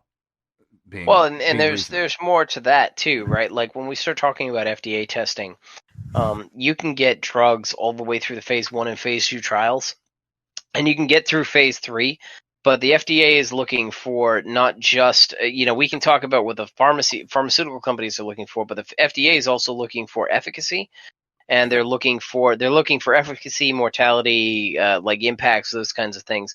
And then on top of that, you have to prove that it's better than any other baseline treatments that already exist. So that's the thing is, so your standard is not better than nothing; it's better than placebo. Yes. And placebo has a very broad definition. Yes. So you have to be better than placebo, and you have to define placebo properly. It can't just be we did nothing in this one. It's we did nothing in this one, we did placebo in this one, we did drug in this one. Yep. And when you say placebo, so you have to understand that the color of the pill can cause a difference in the placebo effect.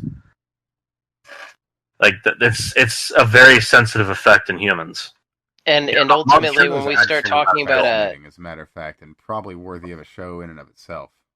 When we start talking about the effects of something like this is actually going to be even harder because ultimately it's got such a high survival rate. So we're not going to get these really drastic numbers because not only does it have a high survival rate, it also has a high asymptomatic rate. So we can't when you start talking about a vaccine and you release it to the populace, you're basically saying, hey, yeah, we're trying to compare these two statistical groups and hoping there is a significant difference between the two of them, and that's a very difficult. So it doesn't. So the high survival rate is the thing, but it also has a high rate of complications. And one of the major problems you're going to have trouble convincing the FDA of is that these complications are going to be reduced in your surviving population relative to background, and it's not really so the major ethical concern here when you're trying to devise a trial is how do you give people who are in dire need during a fucking pandemic nothing. Yep. Or give them the placebo, a bag of saline, and tell them they're getting a drug. How do you lie to people like that? Because ultimately one of the problems with the placebo basis for these things is that you either have to lie to a patient to get a good result, where they don't look at the contract they're signing, or you have to emphasize to a patient that the contract they're signing states that they might not get the drug, and cause them to doubt every single move a doctor makes. Yep. And the thing is, a doctor in a proper double blind is not going to know what they're giving a patient. So they can't even tell a patient with a straight face, you're getting the drug. It just doesn't work. And that's like those are some of the issues. You're also dealing with the fact that excuse me, I have you've got a visitor. I'm sure. Yeah, he's back for more chips. This is the thing. Children and media listeners, do not feed your dogs because otherwise they come after you. Yeah, don't That's feed how the the dog terrorist anything. wins.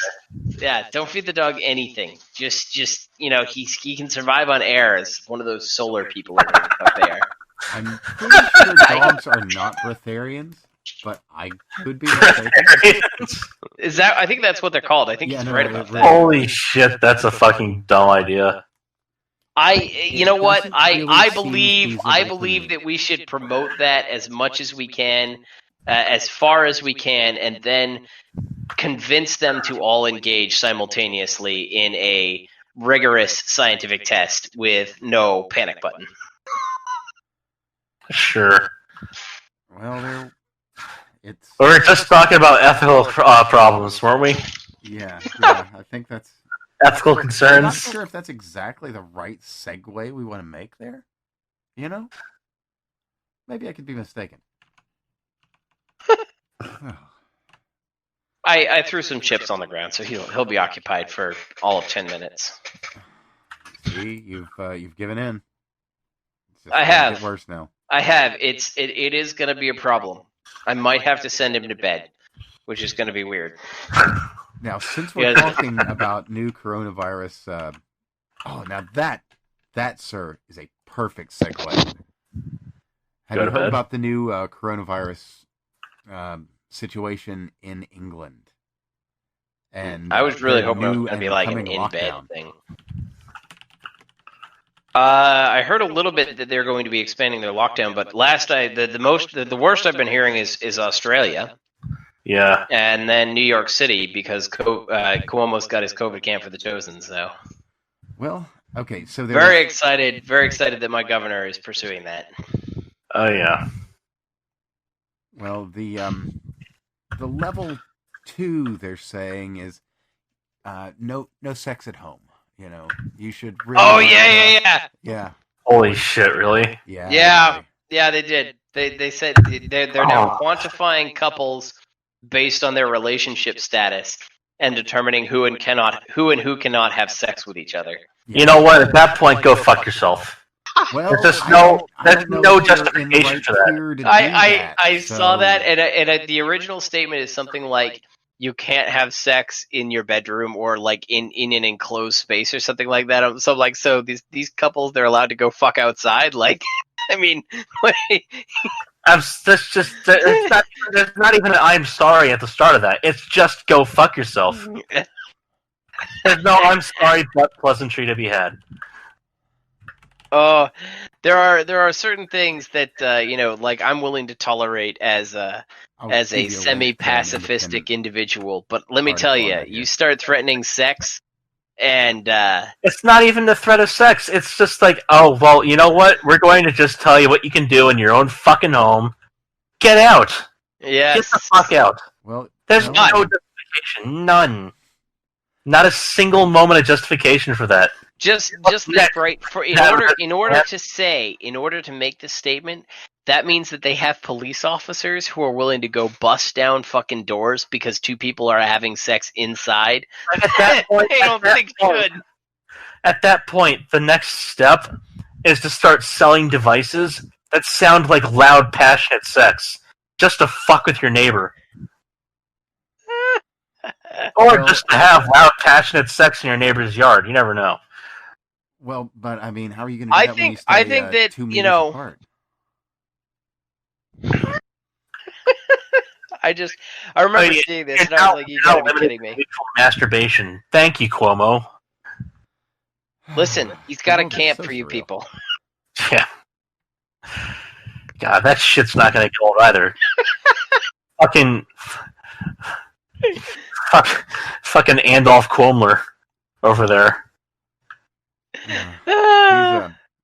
He's a trip. But yeah, the long and short of this is couples that live apart, they cannot go back home together, which is completely ridiculous. It's in their tier 2 and 3, which for the places in America, that'll probably be similar to like your yellow and red, depending on how your state's doing. It's I mean, again, what this still requires is to have a group of the government come in and determine what relationships are and are not acceptable. well, And that's basically it going to requires be a incredible fascinating levels thing to of watch them try to authoritarianism. enforce.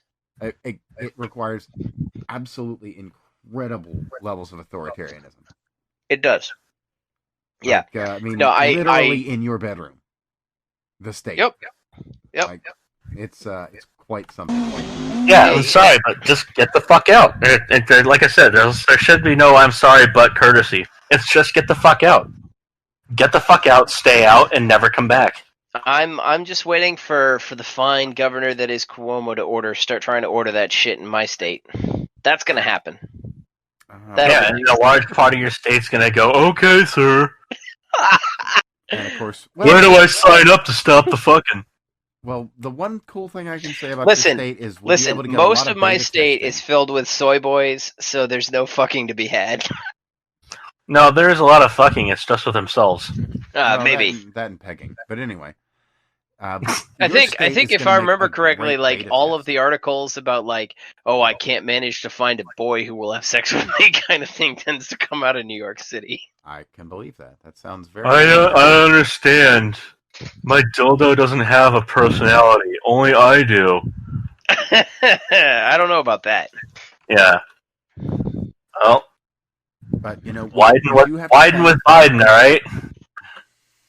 I'm looking forward to that, man. I'm looking forward to the next week or so. Boy, I'm looking forward to the next series of email releases. Children. That's going to be a lot of fun, dude. Can't wait. Actually, we were going to talk about that, weren't we? The emails. We were. I think that's what you and I wanted to talk about yesterday. Was A, sniffing out what bullshit smells like, and B, sitting there talking about how. We don't need to do any extra sniffing. All the sniffing is being done by one person already. Yeah, the old sniffer. You know what? I give so you look at like Rudy Giuliani, and what we all kind of tend to forget is that man is the one who took down the mob. So he's kind of good at this. Regardless of how crazy he sounds when he does it. Yes, and he does sound nuts. He sounds freaking crazy, but he's really good at it, and he knows how to do it, and he's playing by his playbook. He releases a little bit, and he says, "Hey, so what do you guys think about this little bit here, huh? Looks like your son was sitting there and laundering a little bit of money from you. Looks like you were trading taxpayer money for some little equity down the line. Is that what was going on there?"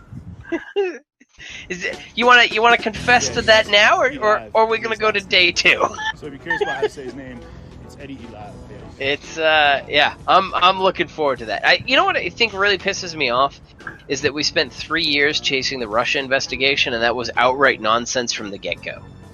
Like 3 fucking years, and that was nonsense, and it was clearly nonsense. Like I would believe if you turn around. We talked a little bit about this earlier in the segment. If you were to turn around and tell me that the Russian government had a tape of Donald Trump having sex with prostitutes in Russia, I would believe that, right? Yeah. Is there anybody here in this conversation, like Evan, are you going to not believe that? Craig believes it. I believe it. Are you going to buy that Donald Trump had sex with prostitutes in Russia? It's a possibility. I wouldn't rule it out. I mean, knowing what I know, I wouldn't say it's a plausible scenario. That's a plausible scenario. Now let's extend it one step further to something that's actually like significant, right? Underage prostitutes. I'd even be willing to go with underage prostitutes, given that that's a nebulous term. How about this? Prior to Epstein going that step too far where Trump rolled on him and submitted to the prosecutor, I'd even say that, maybe you're talking about like a 16, 17-year-old. Yeah, sure. I think I could. It would be legal in Russia, too. It would be perfectly legal over there, but weird. It would be weird as fuck, and I think I'm okay, like, if that was where it was. But no, right? The folks. But now we have to have golden showers. the folks that push the fucking like so there's not a lot of guidebooks on how to lie. We're all pretty kind of good at it because we do it on like just a daily basis. It's just how human communication is, right? So something like 95% of us lie on a daily basis. That's just the way the statistics work. Anybody who tells you that they don't lie ever is lying to you. right? Like that's just the reality. So we can accept that human beings lie, and we can, but there isn't really a good rule book on how to lie properly. There is, however, a fantastic, absolutely fantastic guide on how to not lie. Right? And that was done by Family Guy in the episode where they were trying to convince Quagmire's girlfriend that he was dead. Right? And they started with like, oh, he was walking through the park and he got murdered. And then it was a ninja assault followed by like stormtroopers. And then all of a sudden a dinosaur came and ate the remains. And it's that like level of over the topness that makes the lie implausible. When you start talking about the Steele dossier, right? The Steele dossier is that same level of top. If you turn around and you said that he had sex with Russian prostitutes, we're all here. We're all here. We're all Trump supporters. We're sitting there and saying, yeah, okay, I could get behind him having sex with Russian prostitutes. We could even get behind him having sex with underage Russian prostitutes. All of that is stuff that we would totally believe. We would even believe the Epstein stuff associated with Trump. And I think that we're all okay there. But when you turn around and you decide to add in that just that extra little layer of fun, where the sex was, a group of Russian prostitutes who were pissing on posters of Obama on a series of sheets of the bed, and then he was having sex on top of Obama's face. That's just the bridge too far that I'm not willing to go over, right? Now you take a look at this Biden shit, and you're like, okay, so I believe that Biden could be sitting there and helping out Hunter. I think that's not a bridge too far. He has done any number of these things, right? As far as the basic things, like he told the guy, fire the dude. I want him out of there. Right. The guy that's doing none the of that corruption stuff. Investigation, we want him out because he's not investigating the corruption. Never mind that he was investigating the corruption, and that as soon as he was out, the investigation in the corruption was dropped by the state. But anyway, that's neither here nor there. But exactly. None of that is a bridge too far, though, right? Like none of it is like I could even turn around and I could even bless off Biden interfering a little bit on his son's behalf to save his son's job. That's something I think that's not unreasonable for a parent. Like, does anybody disagree that it would be unreasonable for a parent to try to help their kid out if they could? I mean, if we're talking about the ethics of it, not like the cost of interstate, like in between, like we're talking about out of context, it's maybe understandable. In context, well, it's in this understandable, case, like from not exactly. What? Okay, so from a parent's perspective, understandable versus acceptable are two different things. Protecting your kid is different from just benefiting your kid outright, though. Well, and that's I think the thing, right? So that's a gray line, and I could understand Biden crossing it here or there, but now it turns out that he was in on the take. Now, is that really unlike going from Russian prostitutes or underage Russian prostitutes? He needed to get his nose wet. Yeah, right. we all get that part. Yeah. So we're not still haven't gone that. We haven't even stepped near the bridge too far at this point. We haven't gone from underage Russian prostitutes to Russian prostitutes pissing on pictures of Obama and then him having sex on top of the picture of Obama. I mean, right? Honestly, we haven't crossed that bridge of crazy of this yet, so we're not even there. But yeah.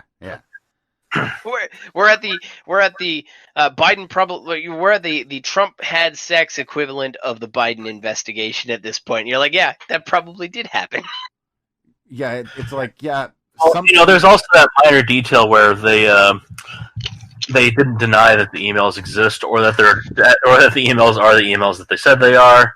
And then there's the whole, his lawyer. Well, that's all been confirmed now. The guy that did the repairs and saying, "I want my client's hard drive back," which that's kind of rough. Well, they could have just outright denied that was his hard drive in the fucking first place. But why do that when you can beg for it back like a little bitch? Yeah. Well, I mean surely they're not gonna just spill the beans that you went and asked them for the. Why the hell would you do that when people are now saying, "Hey, there might be child pictures on there," like there were with fucking Anthony Weiner?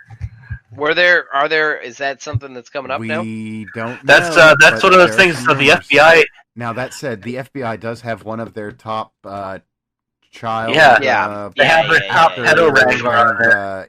I'm sure they fucking do. I'm sure they fucking took that right up in December when they took that up. And they when they had all of the evidence that indicated that Trump's investigation of Biden in Ukraine was entirely justified during the impeachment hearings, and they didn't say a peep about it. I'm sure that their top investigating official is on top of this thing. I'm sure it has. I'm sure that there is not a single evidence of inappropriateness in the FBI here.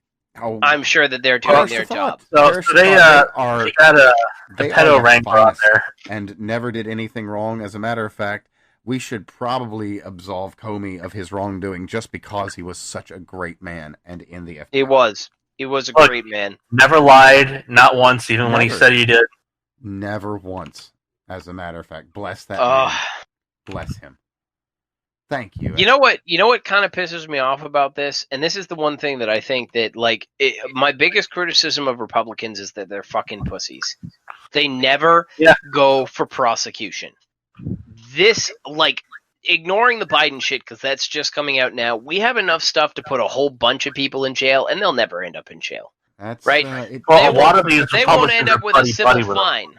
Yeah, well, I mean, that's part of the problem, though, right? This is why I say it's two wings of the same bird taking a shit on you. It really is. I want to see, if Trump swore as, a campaign promise, it was always, the chant was always lock her up or lock this up, right? Yeah. If he swore as a campaign promise like he did the other stuff to put these people away, and he did it, I'd fucking vote for him for a third term. We need to see these politicians go to jail. Yeah, we really do. There are some people that have done some absolutely horrifying and egregious things, and it's been completely allowed to slip. I mean, it really has, and it's fucking terrible. I mean, I can just say right off the top of my head, there was 30 Haitian kids back when everything went bad there with the Clinton Foundation. It was just by a stroke of luck that they found the woman that was with the Clinton Foundation that had kidnapped these 30 kids and managed to get them back to their parents. Yeah. What was I don't know that story at all. I'll leave a link to it in here, but the long and short of it is, you remember when there was the hurricane in Haiti, back when? Yeah, they only got 2% of the funds down there from the promised. Yeah, well, for one, the Clinton Foundation snarfled up a whole bunch of that money into wherever that money ends up going, which I'm sure we can all surmise pretty easily where that is. That being said... Well, it's kind of amazing. All of the donations to the Clinton Foundation dried up as soon as Hillary lost. Yeah. Isn't that a strange thing? I wonder why! Sure. Yeah, they must have just taken a pause in the. Look, the Saudis didn't like her product anymore at that point, whatever that product was. Well, it's harder to get a night in the Lincoln bedroom when you don't have somebody that's got the keys. So it is what it is, right? I mean, are we back to prostitutes again, or is this going in a different direction? Well, I mean, it's always good to move around. We might be talking prostitutes, but I don't. We're talking underage prostitutes at this point. We're probably talking. No, they're pretty well expired. We're talking about prostitutes that are pretty well expired as far as we're not talking about hot dog and pizza parties or anything like that anybody had ordered to the White House. Look, I mean, who gets vanilla buns for an ice cream pizza party? Vanilla buns? There you go. Yeah. Okay. I'm gonna hope that that's not the horrible image that you just conjured into my mind. I'm not going to go there either. Yeah, let's avoid. It's probably best that we all just say that we have no information that could lead to the arrest of any Clinton family member, except for her. Maybe George. But so I'm just curious. They were smoking pot in a place that he shouldn't. So I'm not going to rat on him. I want to know you guys' opinion, right? Because it turns out that the third debate moderator is a hardcore Democrat and blah, blah, blah. Why do you think that Trump's campaign team agreed to that? Do you think they're just fucking stupid? No, I think it's the same reason. I think it's the same reason. Well, there's definitely a gain. It's the fact that he gets to sit there and debate yet another moderator. Yeah, it's only they're the only guy in town. I mean, he's not going to get. Well, the media landscape as it is right now, there's not going to be a legitimately moderate place that you're going to be able to go and get. Look at what happened with that hack. And that just got dismissed, basically. Well, I mean, I get that there's like no neutral parties, right? That's something I totally accept, but it's very strange that he is choosing to engage with people who are openly hostile rather than, Because it's getting him a win. Look, every single time he does this, whose name is in the news for the entire news cycle afterwards? It's him. It's always him. This is exactly what he did in 2016, and he's doing it again. And beyond that, too, look at how much the tweet cycle that he does just triggers. And trigger is really the word. Because he'll have a tweet at 4 a.m. that whoever is responsible for his campaign is actually doing those. And more than likely than not to get it out right when the news cycle's beginning, in your modern newsrooms. So they've got to completely change their whole. They've got to change their whole news cycle to him. Whatever they were going to put out, it's like he puts out a 4:30 tweet. They're supposed to go live at 5, and well, shit, we got to throw all that away and do something brand new because everything's changed now. I mean, I get that, right? Like, I get that he's the Pied Piper, right? He's playing his little fucking flute, and all the rats just dance still probably along. Asleep at that hour. He's got his campaign manager doing this shit, so they're I get that. Soon they're dancing to a recording. But you would think that he would want to aim for some positive press, right? He doesn't need it. So the thing is, he's getting every single bit of negative press he gets is going to be positive press for his base. The voting base that he's really trying to gin up here, that's who he's targeting with this kind of shit.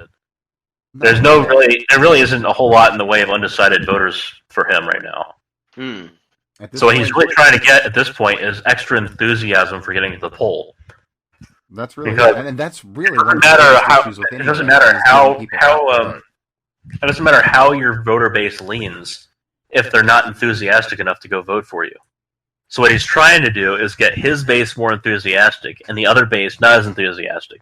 That's kind of what I figured. All he has to do is show up and show how Biden is low energy, easily frustrated, doesn't have his shit together, and then or say the Harris-Pence debate. The biggest news story that came out immediately after the debate was the fly on Pence's head. Why? Because they didn't have shit on him. No, the guy was a saint. So they didn't have anything they could point at in the debate until a few hours later when they got done reeing, and they said, "Oh, but he was a man, and he interrupted 2 women who were interrupting him constantly." Yep. So I get that, right? I absolutely think that when you start talking about the release of the Biden emails, that's the only purpose that serves is to de-energize Biden's base. Yeah. Right? Like that's really the only purpose that it serves, and that's the only logical route to go.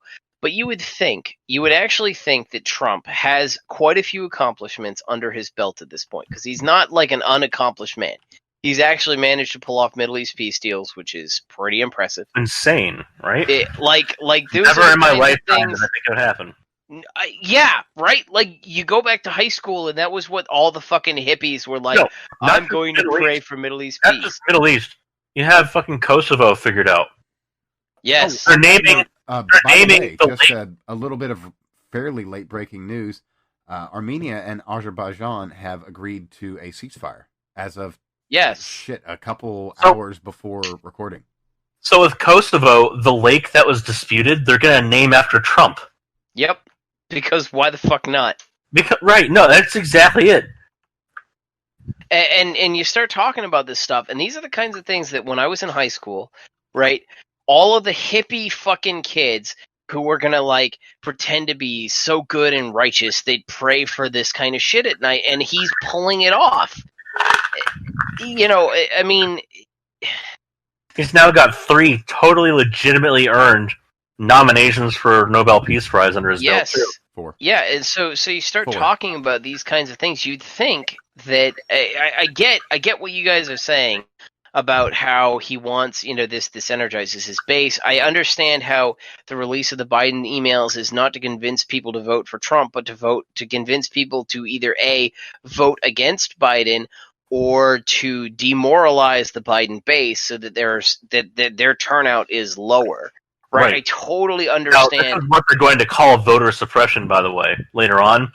They're going to first try and say that this is voter suppression when it's blatantly not, because it's just saying your guy sucks. Right. Well, but I mean, they're going to try and link this to other shit and say, look, this is why it's voter suppression, because insert bullshit A, B, and C here. And so, that's they've turned around and they've considered getting a driver's license to be voter suppression. So I mean, like, if you need cigarettes, booze to drive, get a job, go to the doctor's office, that apparently, like, that basic requirement that we all have, that's voter suppression. And you're like, okay, whatever. Knowing who you are is voter suppression. Yep. See, that was the funny thing. I actually looked at the sample ballot, like a little like rag they send you before they even give you the sample ballot. Yep. Just to tell you the issues that are on the thing. I noticed in the back it's like blah blah blah. Make sure you have your ID ready and that your signature matches it. And I was actually surprised. I was like, wait, they have voter ID requirement here. Dad said, yeah. I was like, fuck yes. I was just surprised that it was there. Another country in the civilized world has that for some reason. Well, here's the other funny thing. One of the amendment measures that's on there is a citizenship requirement for voting. I shit you not. That is on the ballot for Florida right this time around. It's a constitutional amendment to require the people who vote in Florida to be citizens. Wow. I would totally support it. Well, even though that's a constitutional requirement, we're going to just kind of reaffirm that in the state constitution. I think it should be doubly hard to try and undo that here. Well, I mean, that's an easy affirmation to make. So I live, again, obviously I live in New York. It's not like the fourth or fifth time I've said that here, right? We do not have voter ID, right? My entire voting process is to walk in, declare who I am to my polling station, and I sign a book, and that's apparently what it means to be me. Now, to me, it's not a big deal because, like I said, I live in a county of 300,000 people. We've got probably a few thousand polling stations between the various towns within the county. So it's I think I got 10 within my own town, right? Like there's you can walk to your polling station where I'm at. But at the same time, we were in Massachusetts, and you had to have voter ID. You had to have at least one form of ID, and it was actually used as a form of discrimination in Massachusetts. Wow. And it's kind of funny because so my wife and I were registered libertarians for a long time. Massachusetts didn't recognize the Libertarian Party, so they would call us an independent with a star, and that would be how we'd be registered. We have our little star that we had to wear when we went to our register for vote. And yes, I am actually showers. They did you? I hope not. What's that? I hope they didn't provide you with a set of showers there. They they were kind of filthy after a long day of work, and they it was through work. Work was our own reward in Massachusetts if you were libertarian. So we I can tell you, you turn around and you register for vote, and you have to have voter ID, and they actually harassed my wife. It took her 4 hours to get her vote cast. She had to bring in her state ID, right, which was her driver's license with her zip code and all the other stuff. And they said, well, we think you need to have 2 other forms of ID. And so she ended up having to go pull her birth certificate, her driver's license, and her passport to prove that she lived where she said she lived in order for them to allow her to vote, because she was not voting for a Democrat, right? That's really what it came across. Boy, that doesn't smack of voter suppression at all. Not at all. Right. So I mean, have a registered Republican purely out of convenience. I think I'm an independent or a libertarian still, but I did that so I could vote in the primary. That's really all there is to it. I would register as a Democrat this year because it'd be hilarious.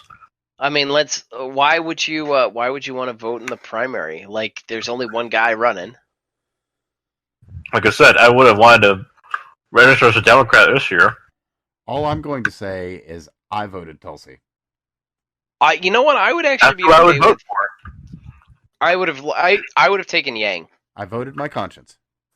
Well, so here's the thing with that. Like, I think sticking with Pence is a great move for just the loyalty perspective, but I think Trump should advocate. I think Trump should push Tulsi as the candidate for 2024. I don't know. I'm real keen on Carlson. No. Tucker Carlson, I'd be okay with Tucker He needs to sit on TV for another 10 years and grow old. Then he can go ahead and come out like what's his face? I don't think Carlson will leave his cushy position where he makes a couple $1 million a year and gets he will leave it because Fox News is going to collapse after this presidency. You think so? If they're willing to push the people that they've been pushing for the debates and shit, you betcha. Well, you've got to consider basically all mainstream media is on the verge of collapse, and without a base to really support them, they're not really going to continue much longer. I mean, a lot of traditional entertainment, for that matter. I would agree with that. It's kind of a long time coming. Well, I mean, and they deserve it too, right? Like they've decided to dive wholeheartedly into clickbait, which is fantastic in some regards, but like clickbait is the so when you start diving into social psychology, parasites exist, right? We have social parasites. It's a thing. We tolerate them within our society. They take advantage of the rules and the norms and all the other stuff. And they're just social parasites. They exist at a certain proportion. But once you get above that proportion, the entire society kind of falls apart. And news, modern media organizations are that social parasite. You can have clickbaity pieces, which you can get the benefits, the short-term benefits of clickbaity pieces, as long as you have substantial amounts of journalism to back it up. Problem is, they basically all switched over to pure clickbait, which means that their entire business model is not sustainable. Well, not true. You will get your their initial fee. Their business model at BuzzFeed also includes kitchenware, so you know they've got some of their bases covered. I'm not fucking with you. There is BuzzFeed kitchenware. Are you serious? Is there also BuzzFeed programming? Because I think the members of BuzzFeed should probably learn to expand their skill set in the programming space. Probably learn to code, bitches. Learn to code. Learn to code. Hey, I heard that learn to code is hate speech, sir. I mean, I agree. Like there are far better things to learn. If you have to learn to code, and that's the only skill that you possibly can possess, that really is pretty insulting. Like learning, like I have to say that coding is one of the things I plan on teaching my kids, so that they can outcompete these fucking journalists once they think they're safe. like coding is the thing that you're like, hey, little Johnny, let me help you out with this. I mean, you know, it's kind of sad, right? I was thinking today about how many books would actually contain the bulk of the knowledge of the universe, and you could probably fit like what if you actually look at like Craig and I'm sure that we'll probably agree on this, that almost the entire knowledge of how to operate the universe can be contained in a single bookshelf. Right? Well, you see, we start off with Perry's Handbook. Yep. And that's a good 80%. Then you move on to the CRC Handbook of Physics and Chemistry. Yep. And then you stop because the rest of it's irrelevant. Aw, you're condensing it a little bit too much. I want to have a little bit of explanation. I'm sorry, but I could tell you right now that Kirk and Perry got me through pretty much most of undergrad easily right there. So I think I still have, so my school back, we were talking a little bit about pirating software, I think, before the show. So my school possibly. may in a plausibly deniable way. In a plausibly deniable way. My school may have, and again, in a plausibly deniable Someone who way. isn't me may have been doing something that may or may not have been bad. I believe that my school, when I went through, they had Perry's. And they had Perry's, and it was available online. And it turns out that all of the licensing files are handled as a separate PDF from the entire rest of the PDF. Oh my god! So if you just copy the non-licensing file PDFs, You have all the Perrys. I'm just throwing that out there. That may have been. Well, I see. That's the thing is when you went through Chemie at UF, it was highly recommended you go ahead and get your ass into AICHE. So you got into AICHE, you got into ACS, and the combination of those two libraries, you could just download the PDFs anyway. Mm-hmm. That's what we did. And I'm pretty firm on this. Whenever I get these kind of these handbooks, and it's purely because I was fortunate enough to have the resources to do so. I buy the book outright, and I just have it as a desk reference. The same way that I still have the vast majority of my undergrad texts as desk references. I don't sell my books back. Keep those books. They are worth the money you pay for the longevity that they have. That the knowledge within them remains relevant, and that's true for most of your courses. If you're in STEM. If you're not in STEM, your books are on bullshit, and you can just throw them out. Well, unless it's I have theory, cited my psychology textbooks more often than I have cited my STEM books. Yeah, but psychology is still, however softly it is. No, it's not. Don't even go there. I have only cited my psychology text as a reference on how bad psychology texts are. I'm just saying that I've cited it more often than my engineering text. I'm just saying that still, however soft it is, it's still part of the spectrum of science, if you will. All right, well, fellas, before we get into any spectrums here, I like to find what the foundational limits of that spectrum, where zero science exists. I will say this: psychology is more of a hard science than sociology will ever be. Well, sociology is it's not science. It's not. Sociology are the goldfish that sit outside the sausage factory that is psychology. They eat the waste product of our waste product eating manufacturing process. Well, as we've gotten fair comparison. Another buddy of mine actually just caught up with today, Nick. Some people who've listened to me elsewhere may recognize the name. Nick is a firm believer that things like psychology, soft STEM, or soft sciences are not allowed in science. They shouldn't be. I will still call psychology a science, and that it contains things like neuropsych, which are distinctly more science grounded than, say, the softer side of things where it's all fucking surveys. So I when speaking of neuropsych, right? I did neuropsych. That was my last course before graduation. Some sort of bullshit here. And neuropsych was very interesting because the professor stood at the front of the class and said that all knowledge lies on a spectrum. No, and I was like, yeah. So this is the neuropsych professor and again, this is the course that you're saying was great, but he was saying that. I'm like, what about religion? He goes, religion and philosophy are all part of the knowledge spectrum. I'm like, no. All right, well, here's the kind of difference we're going down.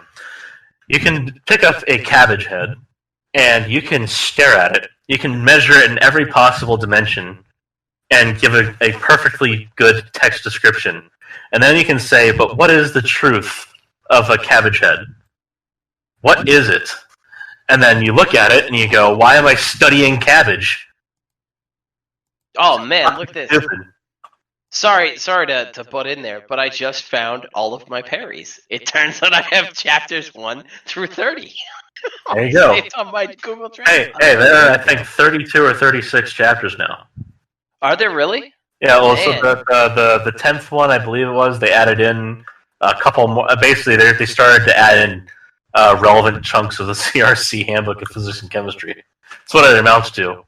They have some physical chemical data in a couple of chapters, and then there was another one on like bio, whatever the hell, and I think recycling. Okay, so I think this one is copyright 1999. Okay, yeah. So that's the 6th or 7th edition. Hold on, let me see. I'll pull it up here. It comes out every few years. But anyway, fellas, as we've pretty much. I seem to have. I think through. the title I was thinking page we'd go ahead and wrap up for the night here. Yeah, All that's right, that works. Guys. So have a great evening, everybody. Thanks for tuning in. We're probably going to talk a little bit more science nonsense off the air, but have a great evening. Thanks for being here.